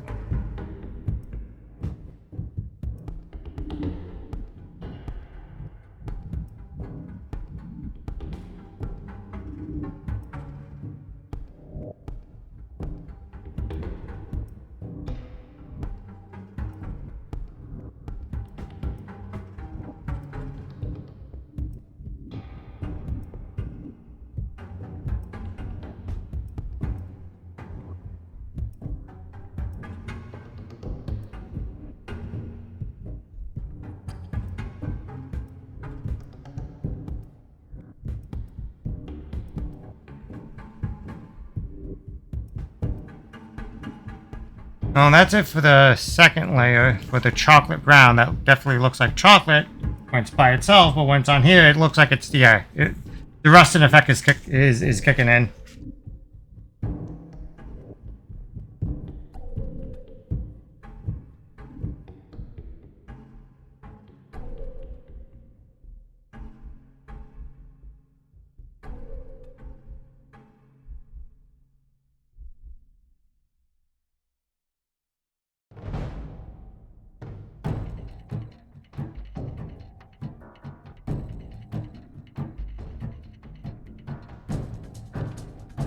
I also seem this stuff likes to dry up faster and gel up faster than the other.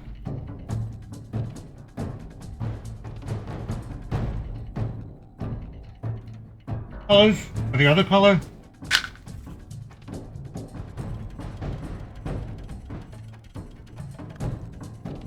I'm facing the clock a bit.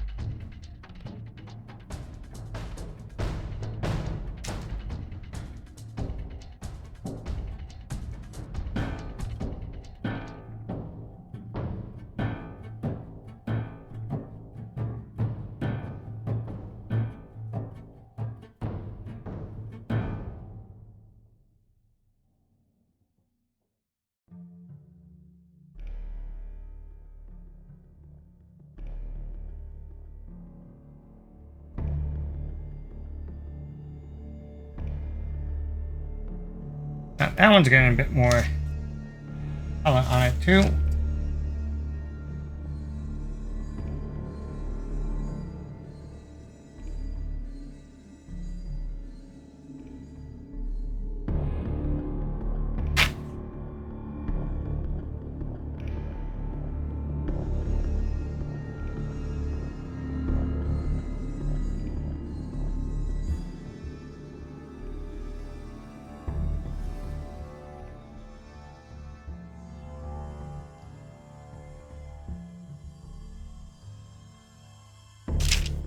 I think for the next color, gonna go down a brush.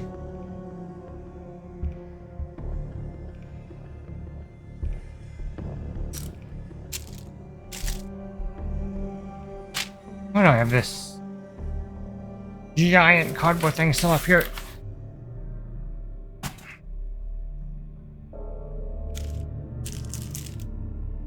So, do I have a brush that's in between these two?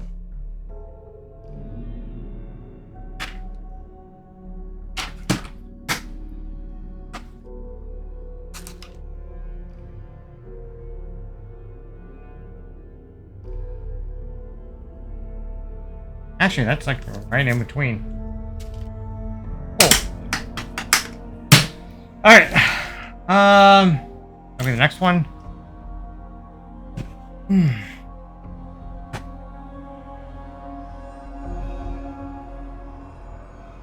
Alright, so what would be the next step according to Vallejo?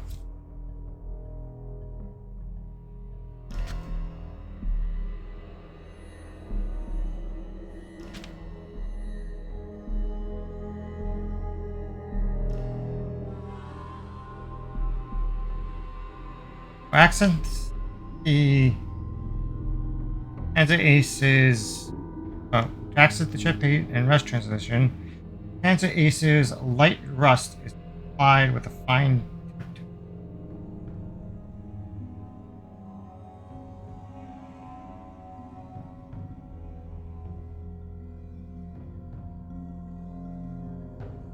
Are we doing the lightest color next?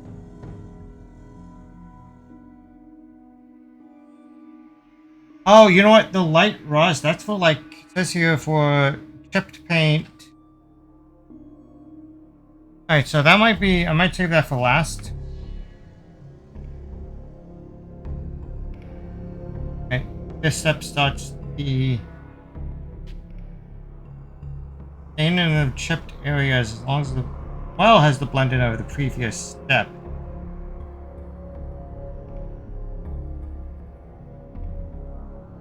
The bright rust staining is orange brown and orange rust for that. Alright, so I'm gonna actually try out their suggestion here. And I'm gonna apply it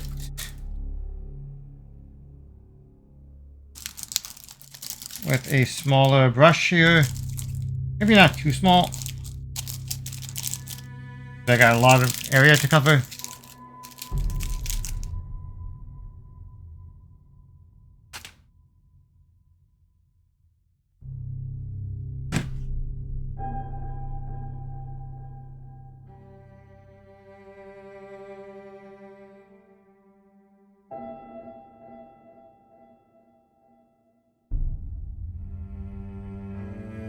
That's 7305. What's 7301?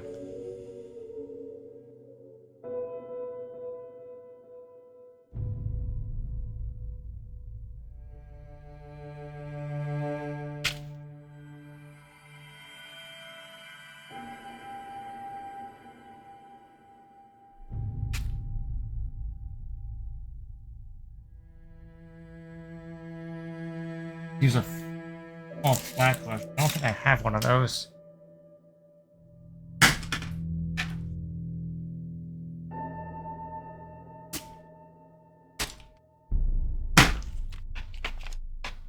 I do not. So, this is how it's going to go. I'm going to use this. And what I'm just going to do is I'm going to go and try to, like, I don't know, hit up the edges around here. or in between the chocolate brown and the German camo brown.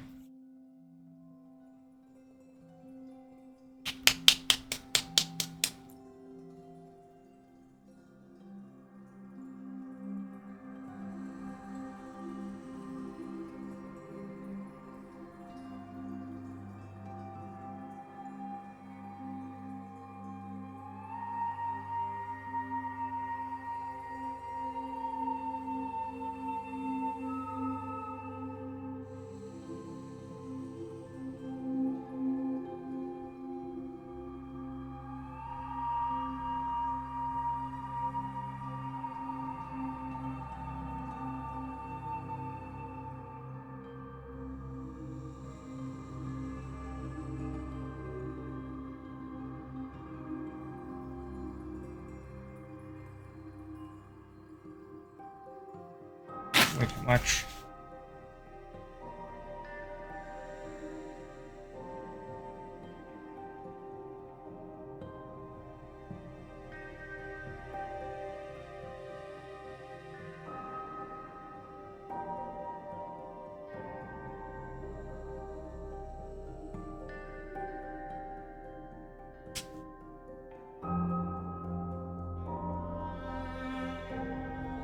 Oh, I feel like I should wrap that around the.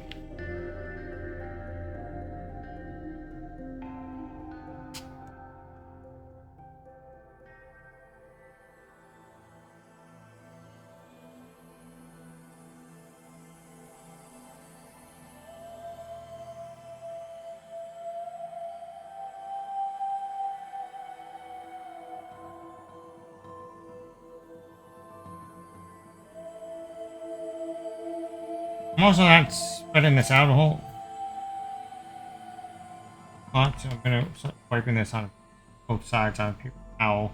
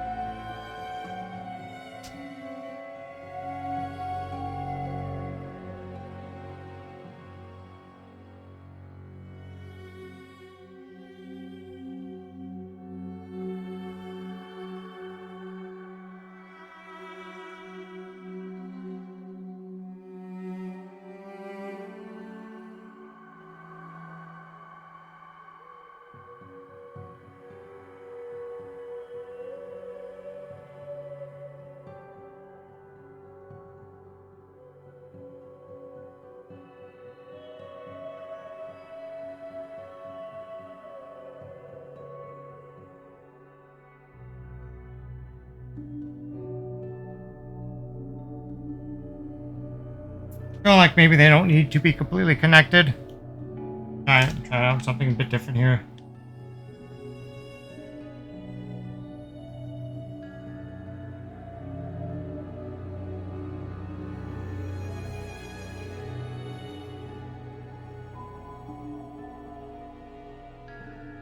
I mean, there's no more chipped paint in these parts, so I'm gonna ignore that section.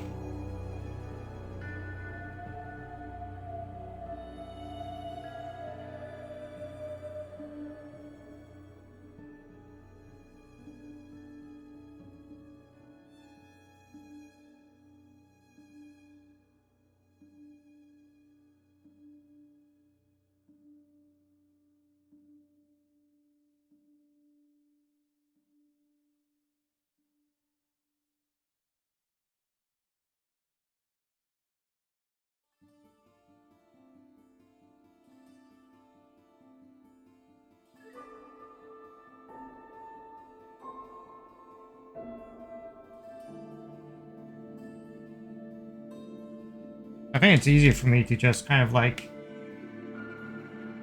put the paint on and then go over it with a Q-tip. Probably gonna burn through a lot of Q-tips like that, but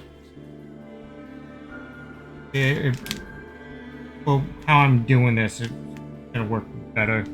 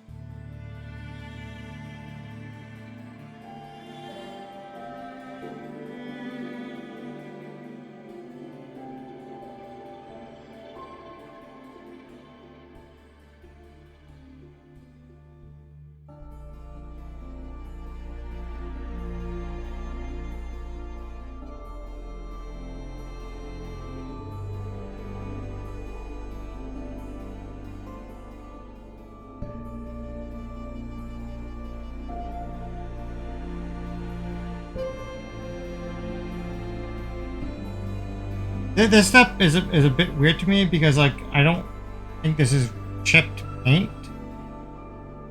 Like I see what they're saying. If this was like,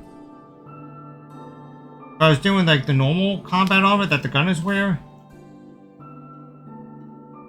everything is olive drab. But this looks like it's bare metal.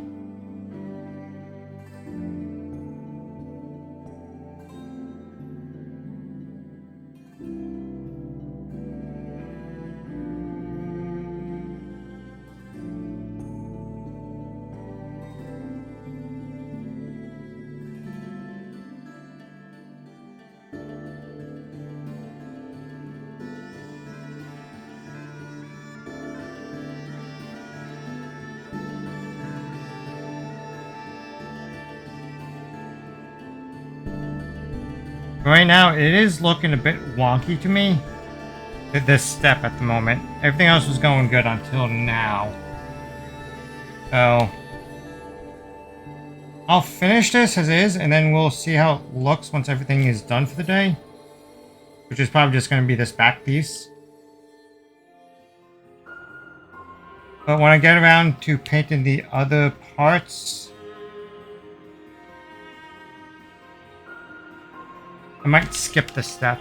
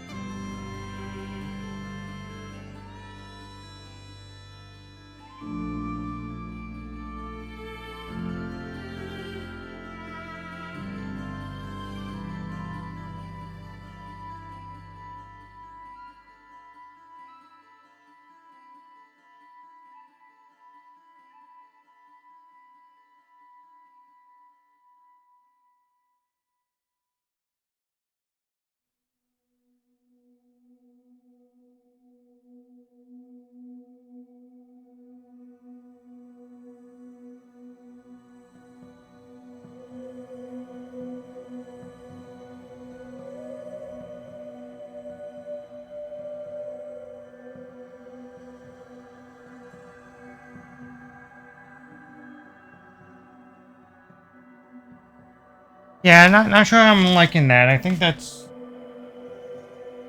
not the best.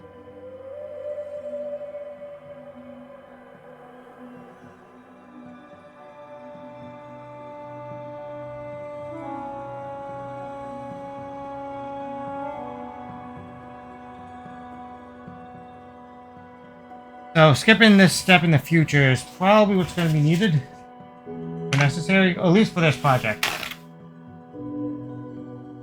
Alright, this moves on to orange, brown, and orange rust.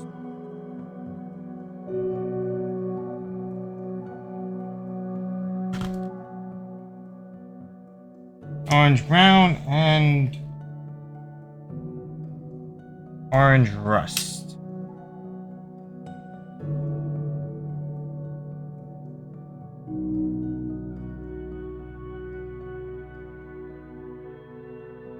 The step uses the staining of the chipped areas as well as blending. That's the staining of the chipped areas along has blended the previous step. For staining, we use bright colors. Yada yada. The bright rust is applied over the chipped area around the chipped face. Paint. Also fresh, white damp brush and to stop and blend this. All matter. Damp to wet. Oh, you know what I didn't do? Do this. Actually, no. This is going to be the test. I won't paint this with this light rust, and that's a. We'll see at the end of the night which one looks better.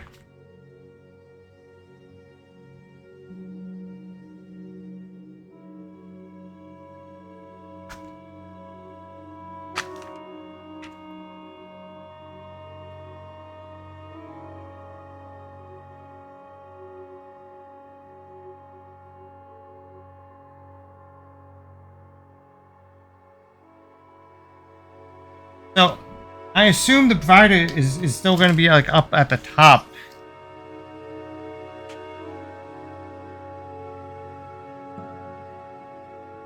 But according to the diagrams or the pictures here, it seems like the brighter one's at the bottom. So we'll go with the brighter one here. The orange rust.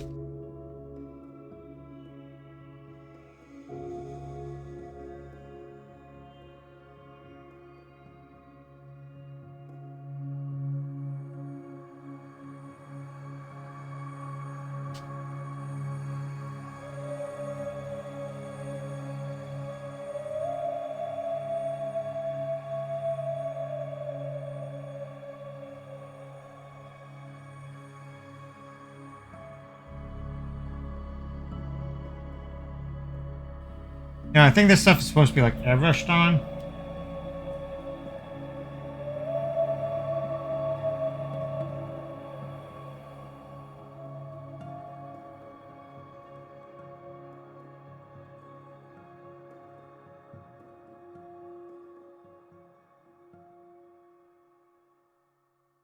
Because it's definitely not acting.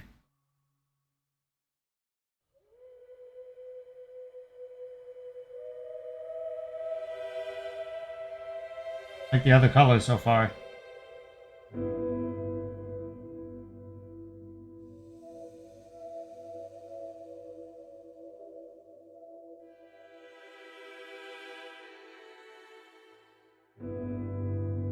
I guess I'm supposed to have some overlap here. Because it is supposed to be some sort of like blend-in. And it's not supposed to be like a heavy coat.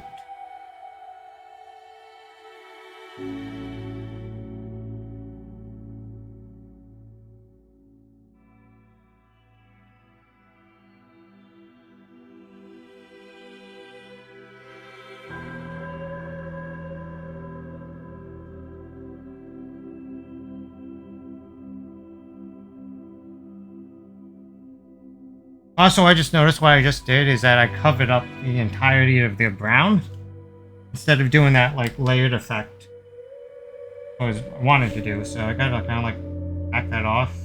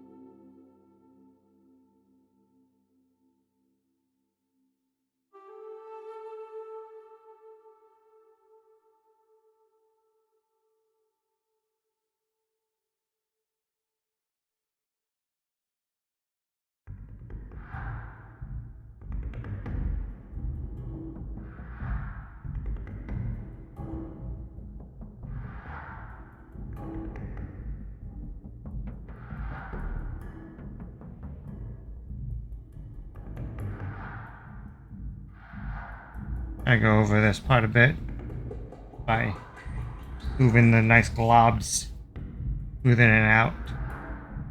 Get rid of the paint brushes, the brush strokes.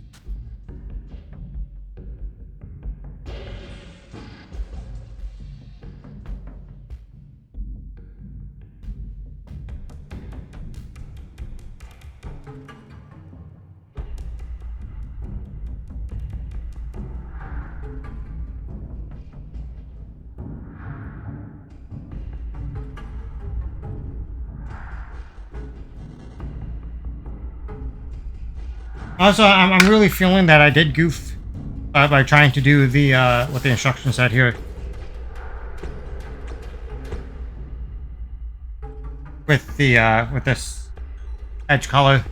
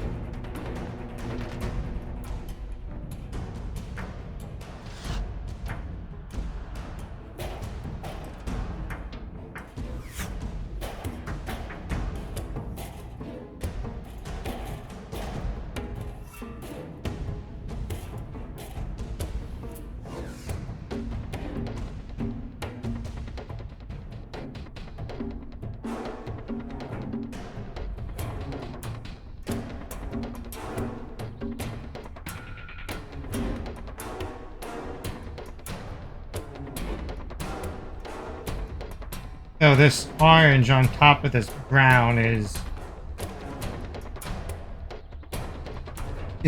kind of like a friggin' puke color. I don't know if anybody else is noticing that.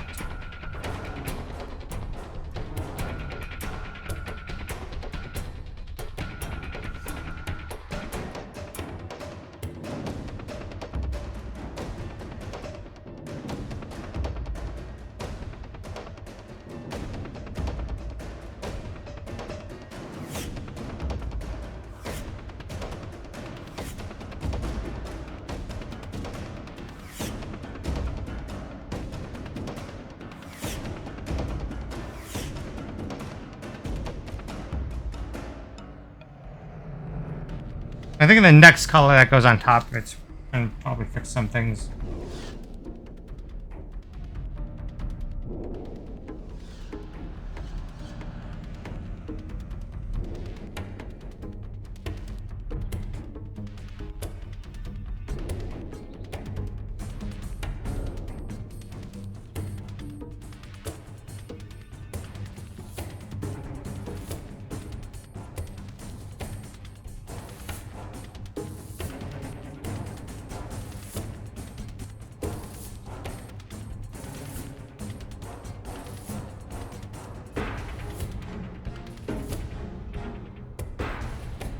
At least it's not coming out as bright as like the actual paint is. If that makes any sense.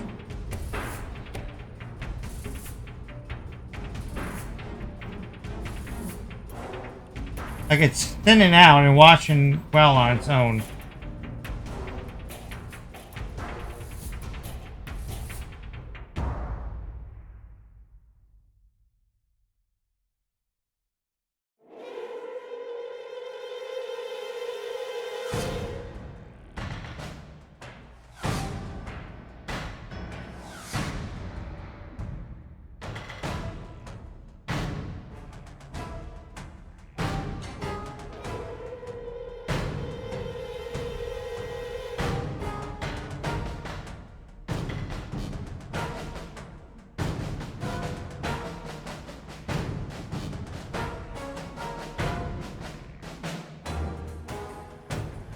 This guy.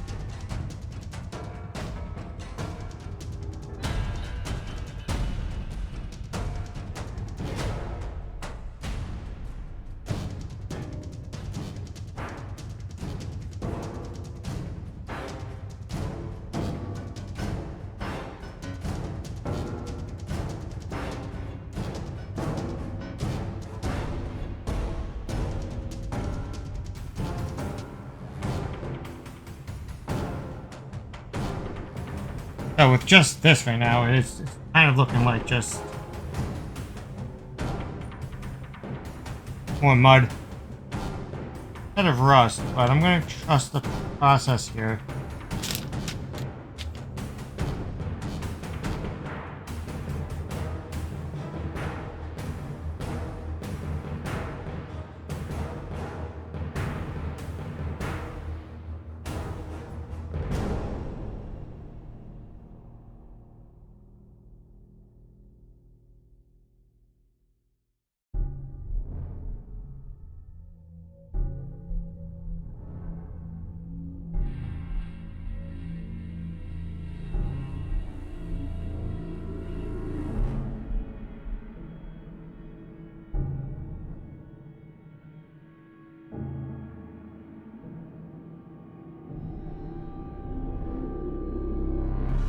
I don't know, maybe it's got in there?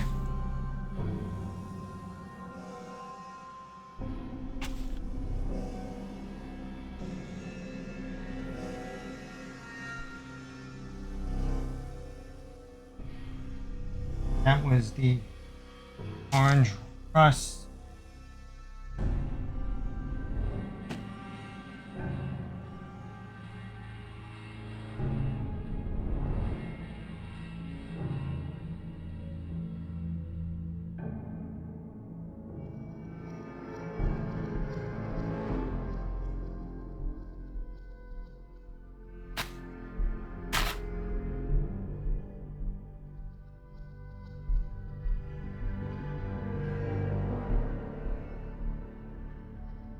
Not quite dry yet, but I have to say, fuck it.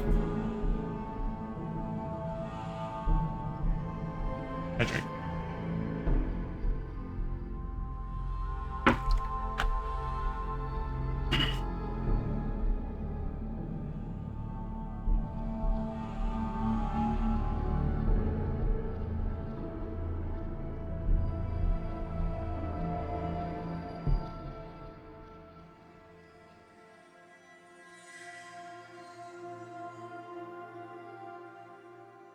Alright, so this stuff...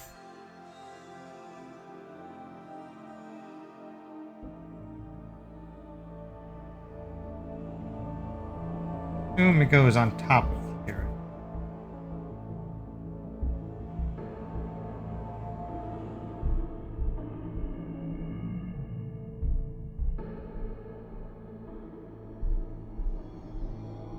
That is a lot.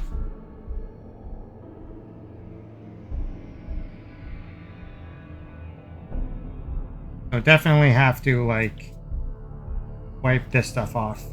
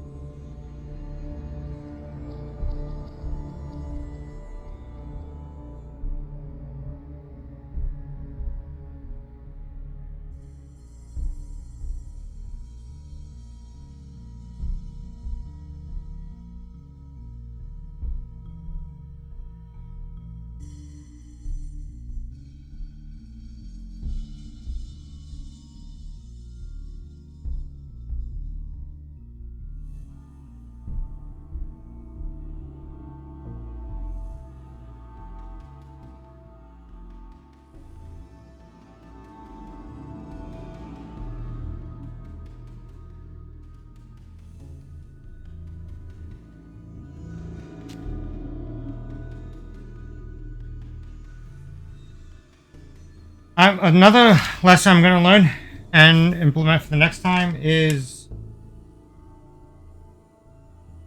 the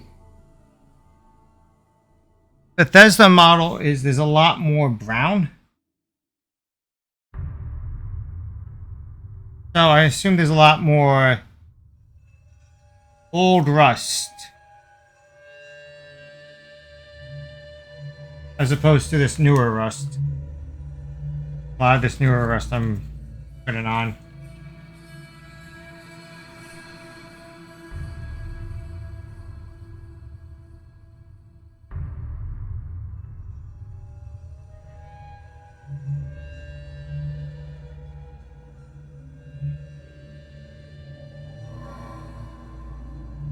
I feel like there should be like an inch or two of the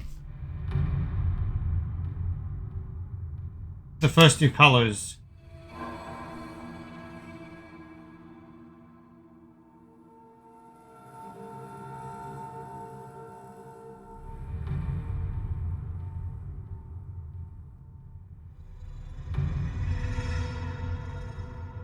Before I get to any of these oranges.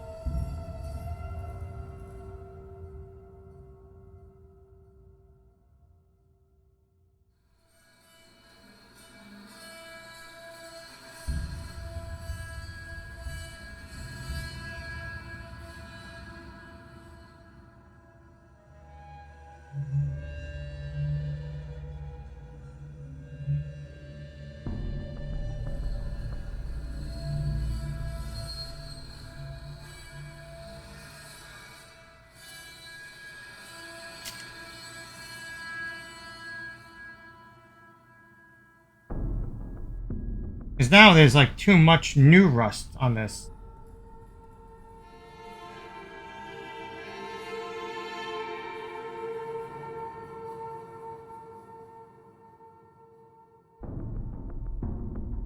You know, if this thing's been out in the wasteland already for a while, the new rust should be very... shouldn't be as much.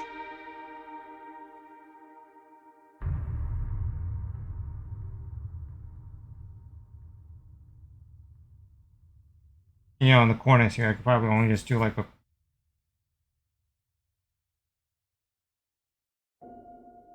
a quick streak.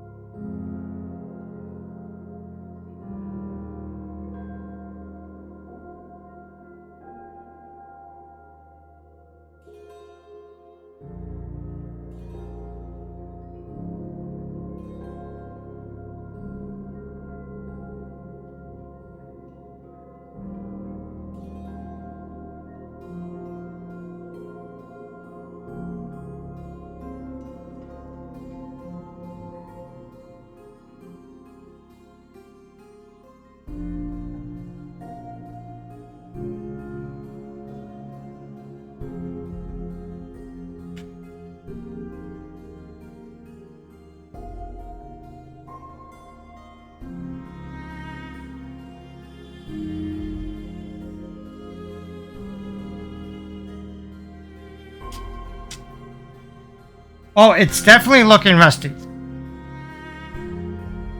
Application needs to be worked on, and that one color, it really like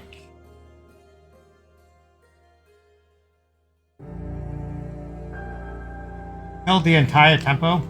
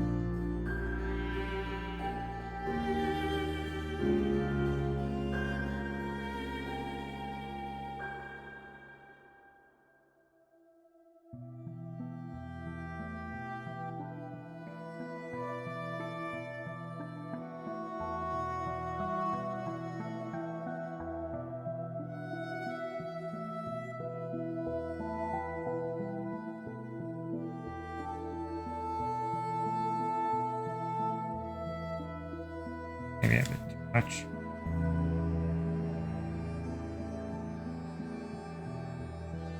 But now that's one step I did. This is looking a lot better.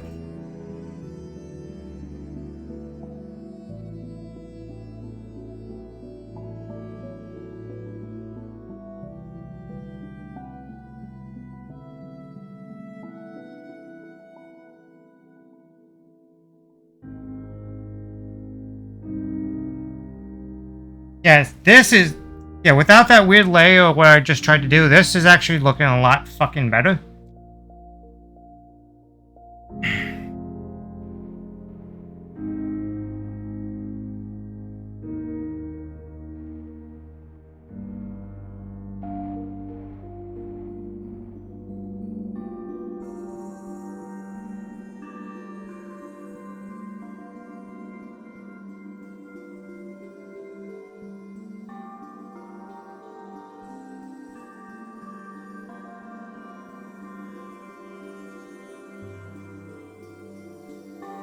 Alright, so we're gonna move on. And the best thing about this being a stream is I could always watch this again to learn from my mistakes.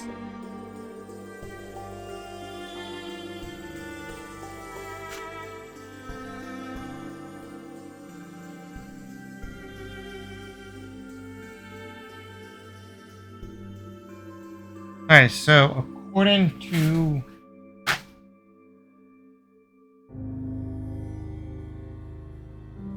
Actually, before I go any further, I just want to tell you that... Again, really tell you, like, the stark difference between these two paint jobs. Just because I tried to do this weird thing at the edge.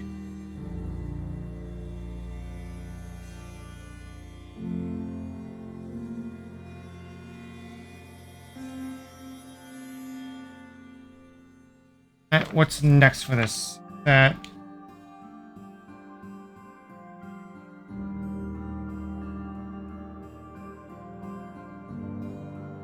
Alright, so we're skipping 4 because we already did that.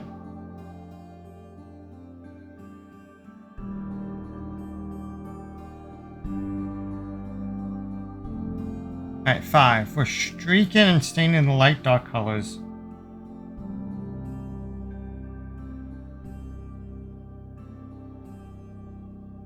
Chocolate brown was already used. I don't think it's wise to use that. And...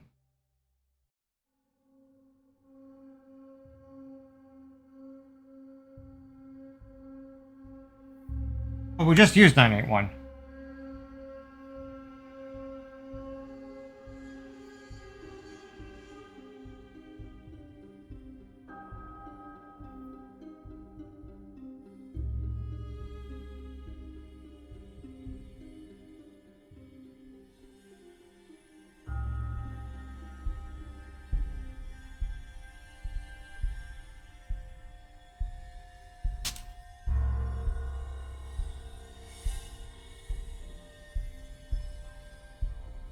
So, if anything, this color should have been the top one.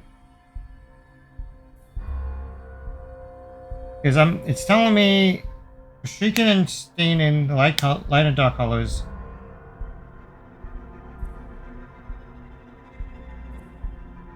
I've kind of already been doing that. That repeats those colors. And smaller, more precise can be done with and stuff. So I'm already like starting to dry brush that stuff on. So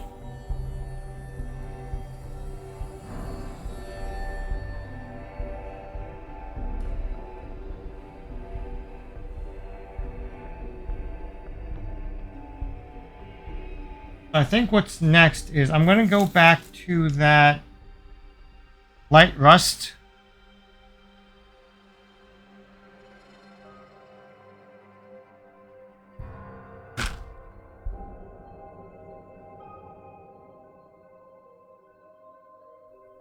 Wait, not the Panzer Aces one, but I'm going to use this one. Actually, no, this is a wash. And it's very, very liquidy.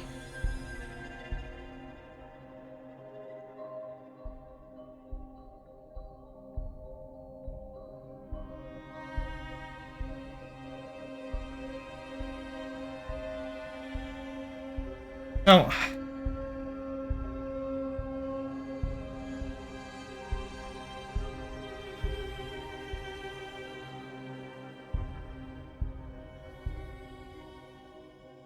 big thing time. Big think.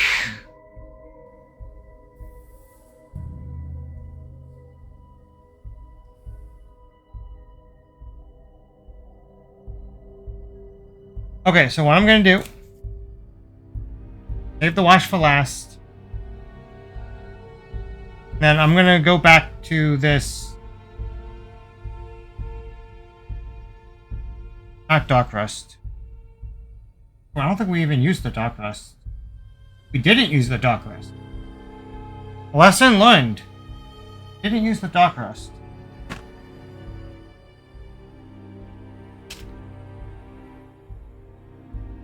So we got the light rust here. And now this is going to be used for like the top. Very small amount. Bright colors. Is the dark rust even mentioned in here?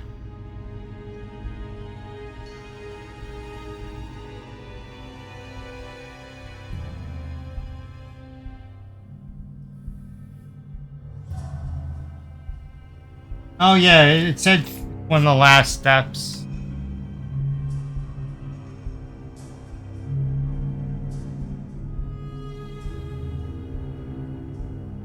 But next time I'm going to do something, I'm going to use it differently. So, back to this.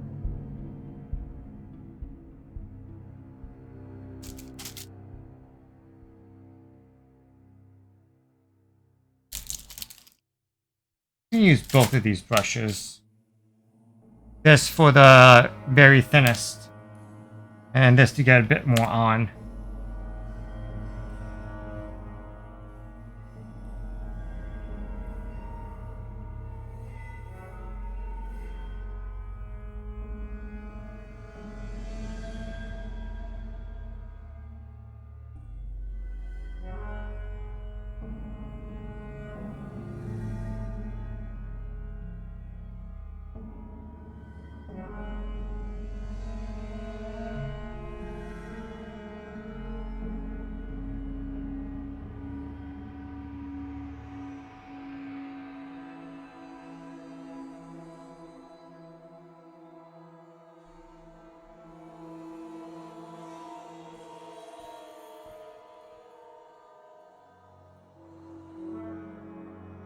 I'll probably use the finer tip one to get around the rivets.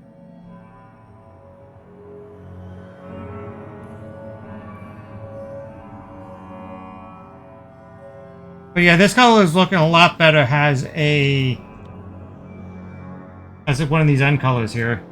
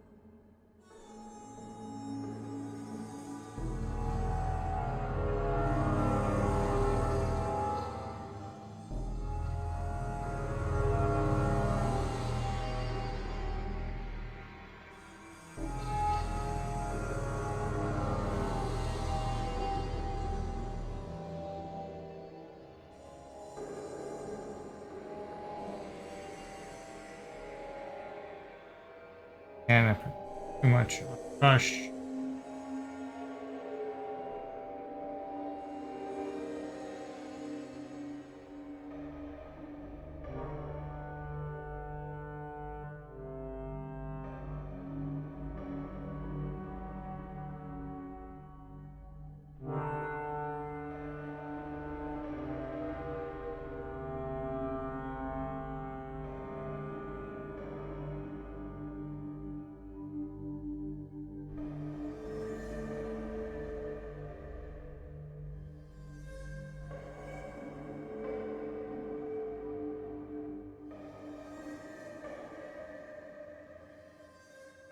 Yeah, that's actually looking a lot better.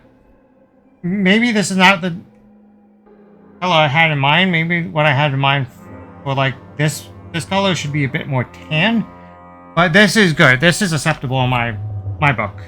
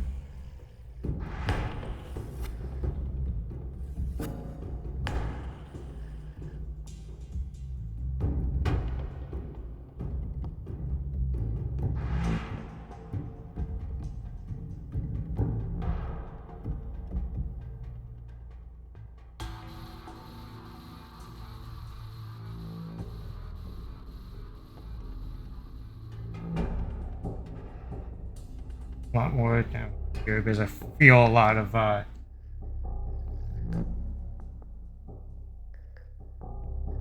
water and moisture would have gone towards the bottom of these holes, I guess, indents.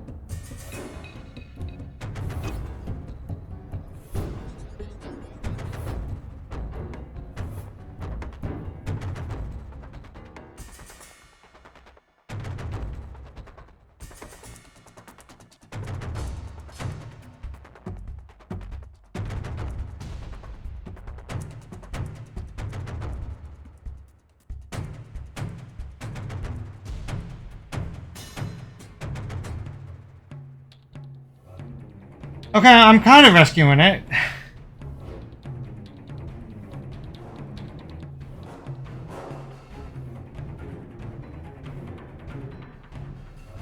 Not very much though, because there's still like a lot of empty space here that should be not empty space, but a lot of space here that should be darker.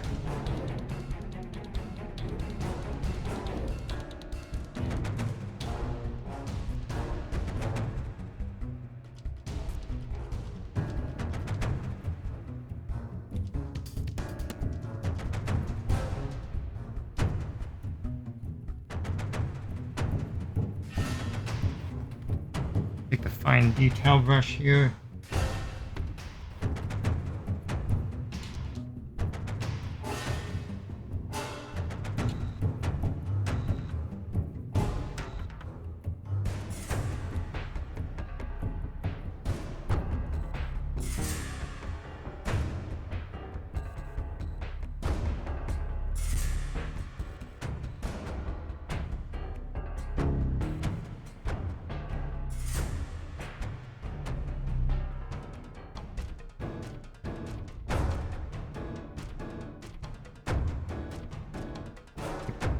On there.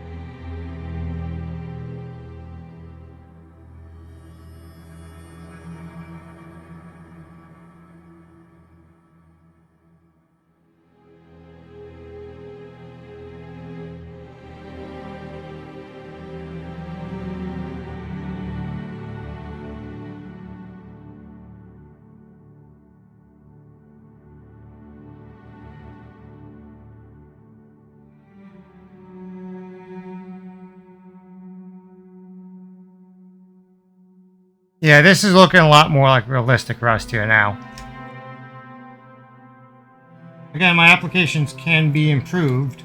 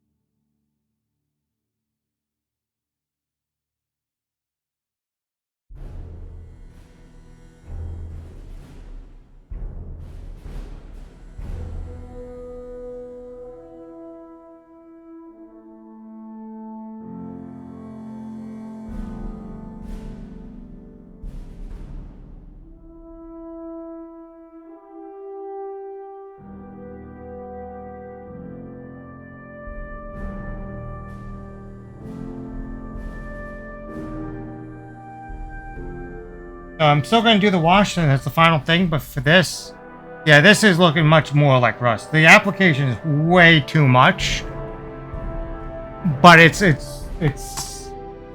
looks like actual Rust, though.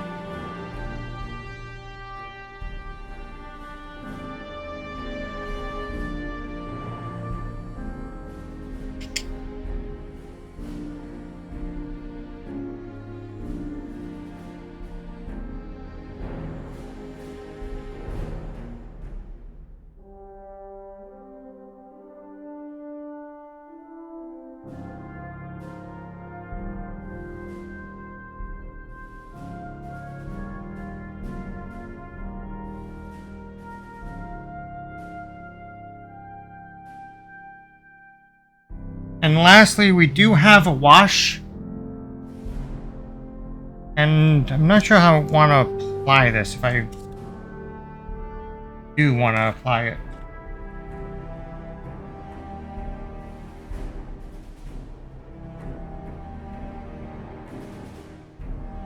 Final step is to apply a thin layer of staining, which will help blend all the previous colors.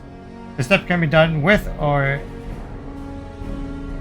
instead of using the streak staining in step 5.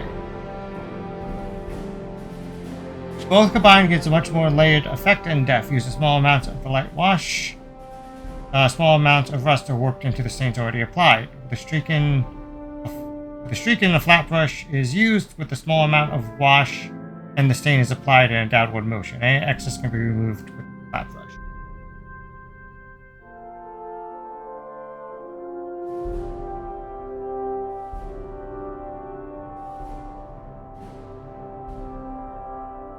Yeah, very liquidy. It's probably going to dry fast.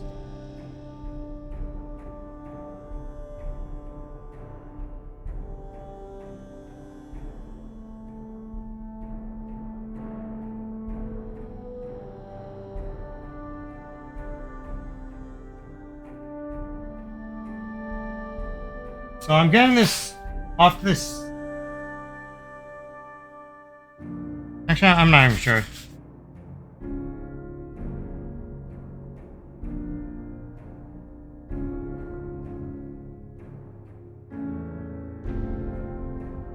It is making the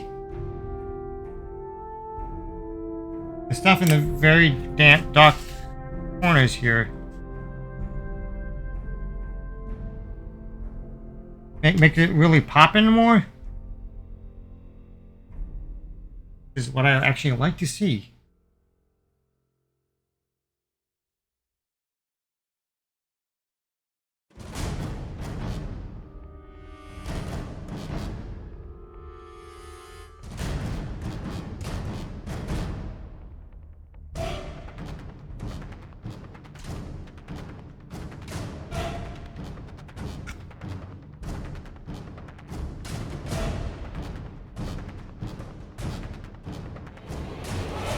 And here is like kill all my paper towel supply.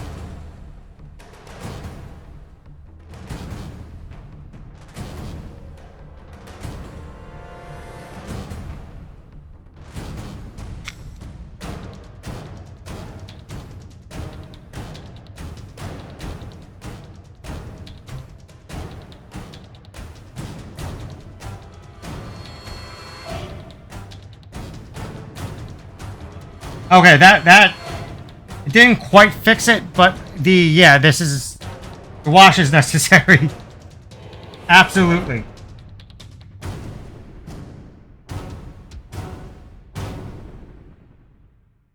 I mean, it is saving things a bit here.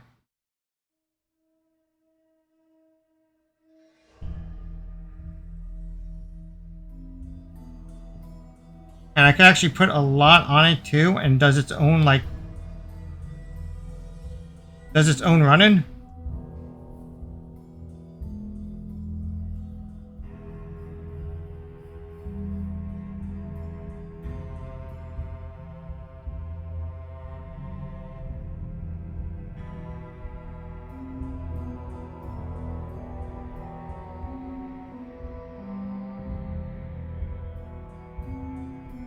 And I could feel like I could kind of control it too.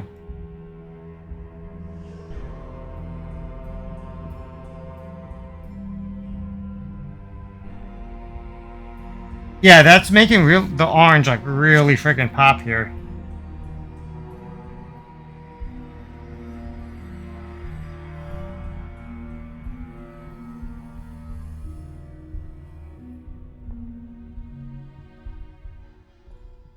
doing it this side. I'm just gonna.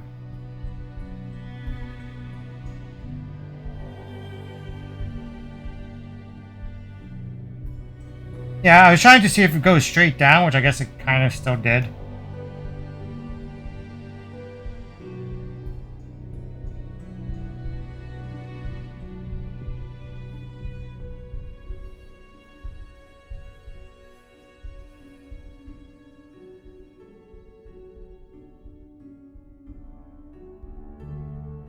Gonna work real well in this crevice.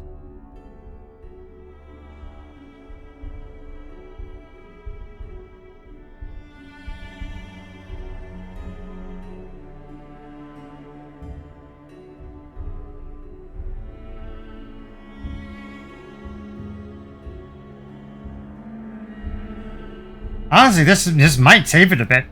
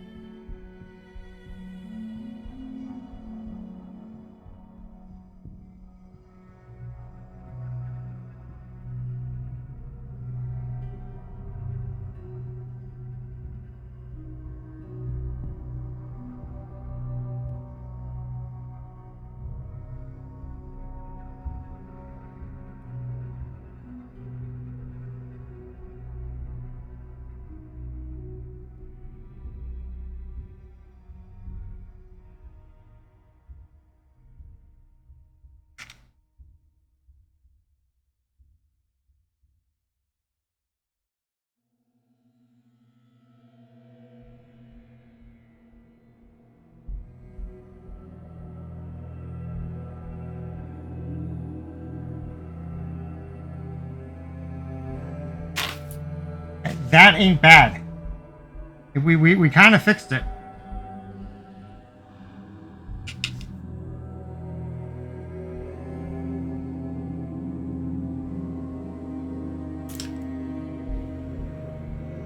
We can go back to smaller brush here so we could do the same for the radio.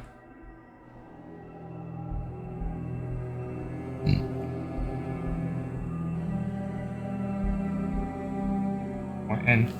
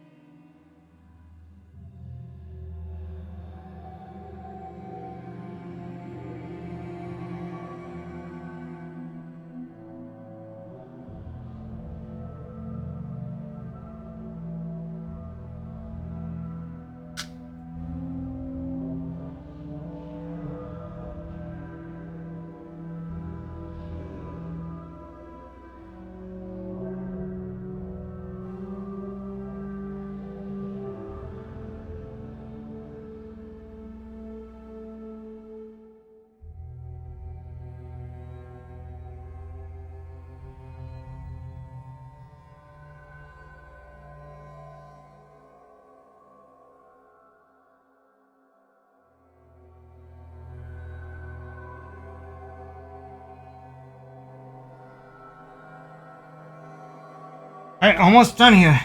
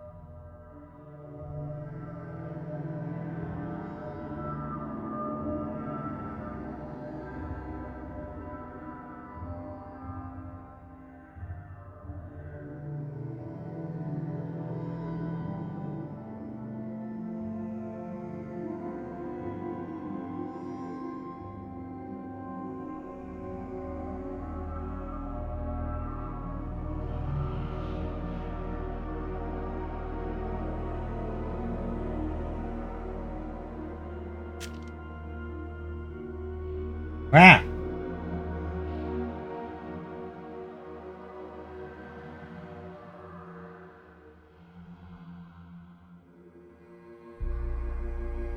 A lot of brushes to clean tonight.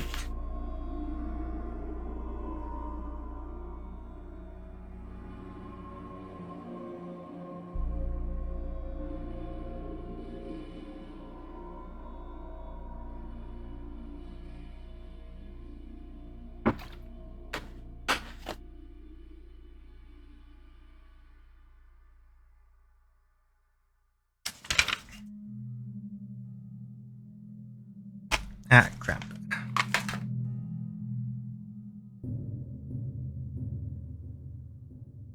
Give me a pen. Alright, so before we end the stream, I'm gonna write down the order in which I did things, or which should be.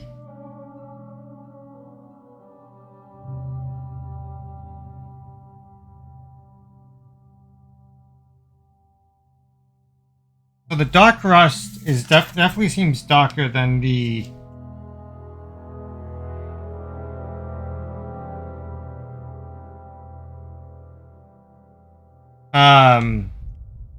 the German black brown, but let me check. 70.302. That's the dark rust.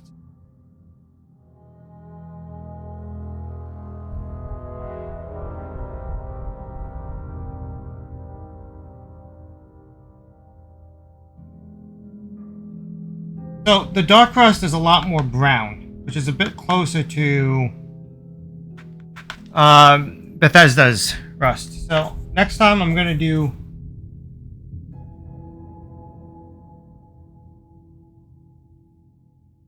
dark rust first, followed by German, the black brown, then chocolate brown,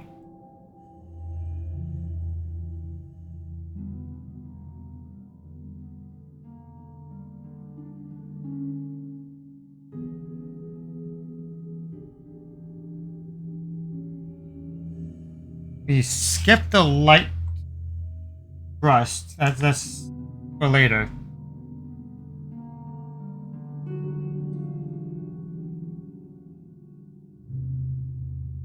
Orange brown,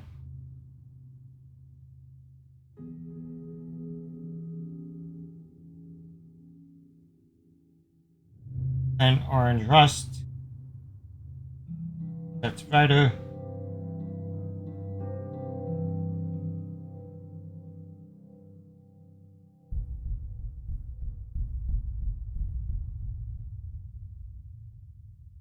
Wood for some reason. I'm not sure where it says to use wood. That's fine. You don't need to use it right off the bat.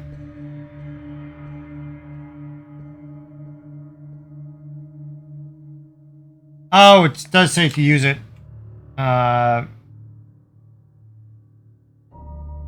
with these two colors to make it brighter. But that's fine. I don't think that's necessary. I think we have it pretty good here. So then that's going to be followed by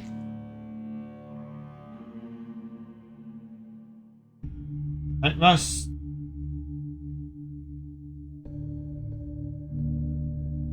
Then the wash. Also light rust.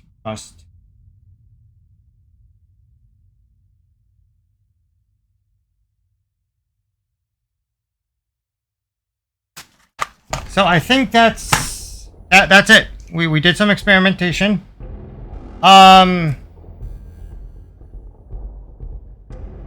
So this does not look good in my opinion. I mean, I don't know. It's definitely, we needed to do this, or I needed to do this to test out the colors and how I want to do this. So I didn't do a good job, that's for sure. But again, that's why we learn, that's why we do things. But this here is a lot better. This looks like actual like rust and shit. This looks good. This looks very good. All because I skipped that step here. And also I should have been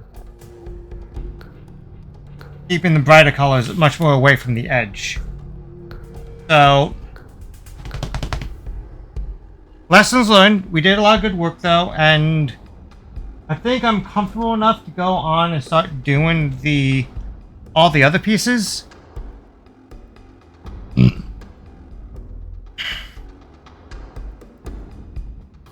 And that will be next stream.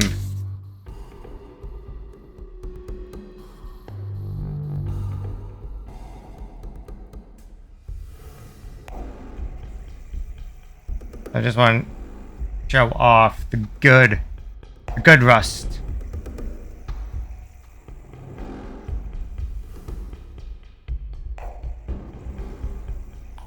Yeah. Okay. Well, fellas, thanks for tuning in. I know it's been another long stream, but you know it's necessary. I appreciate everyone for watching. Anything other news? I don't think so. I think the next stream is going to be Friday night. I'm going to change up my own schedule a bit. Next time it's going to be Friday night. And we're going to continue painting this. We're going to get to the other pieces of armor. And then,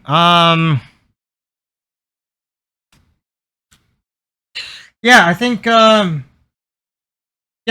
the plan. So, sorry, it's late and hot here, so I probably might repeat myself as I try not to do. Anyway, so, appreciate everyone for watching. YouTube folks, like, comment, subscribe, and I will be back with Friday night with more painting and more prop work, more Fallout cosplay. Have a good night.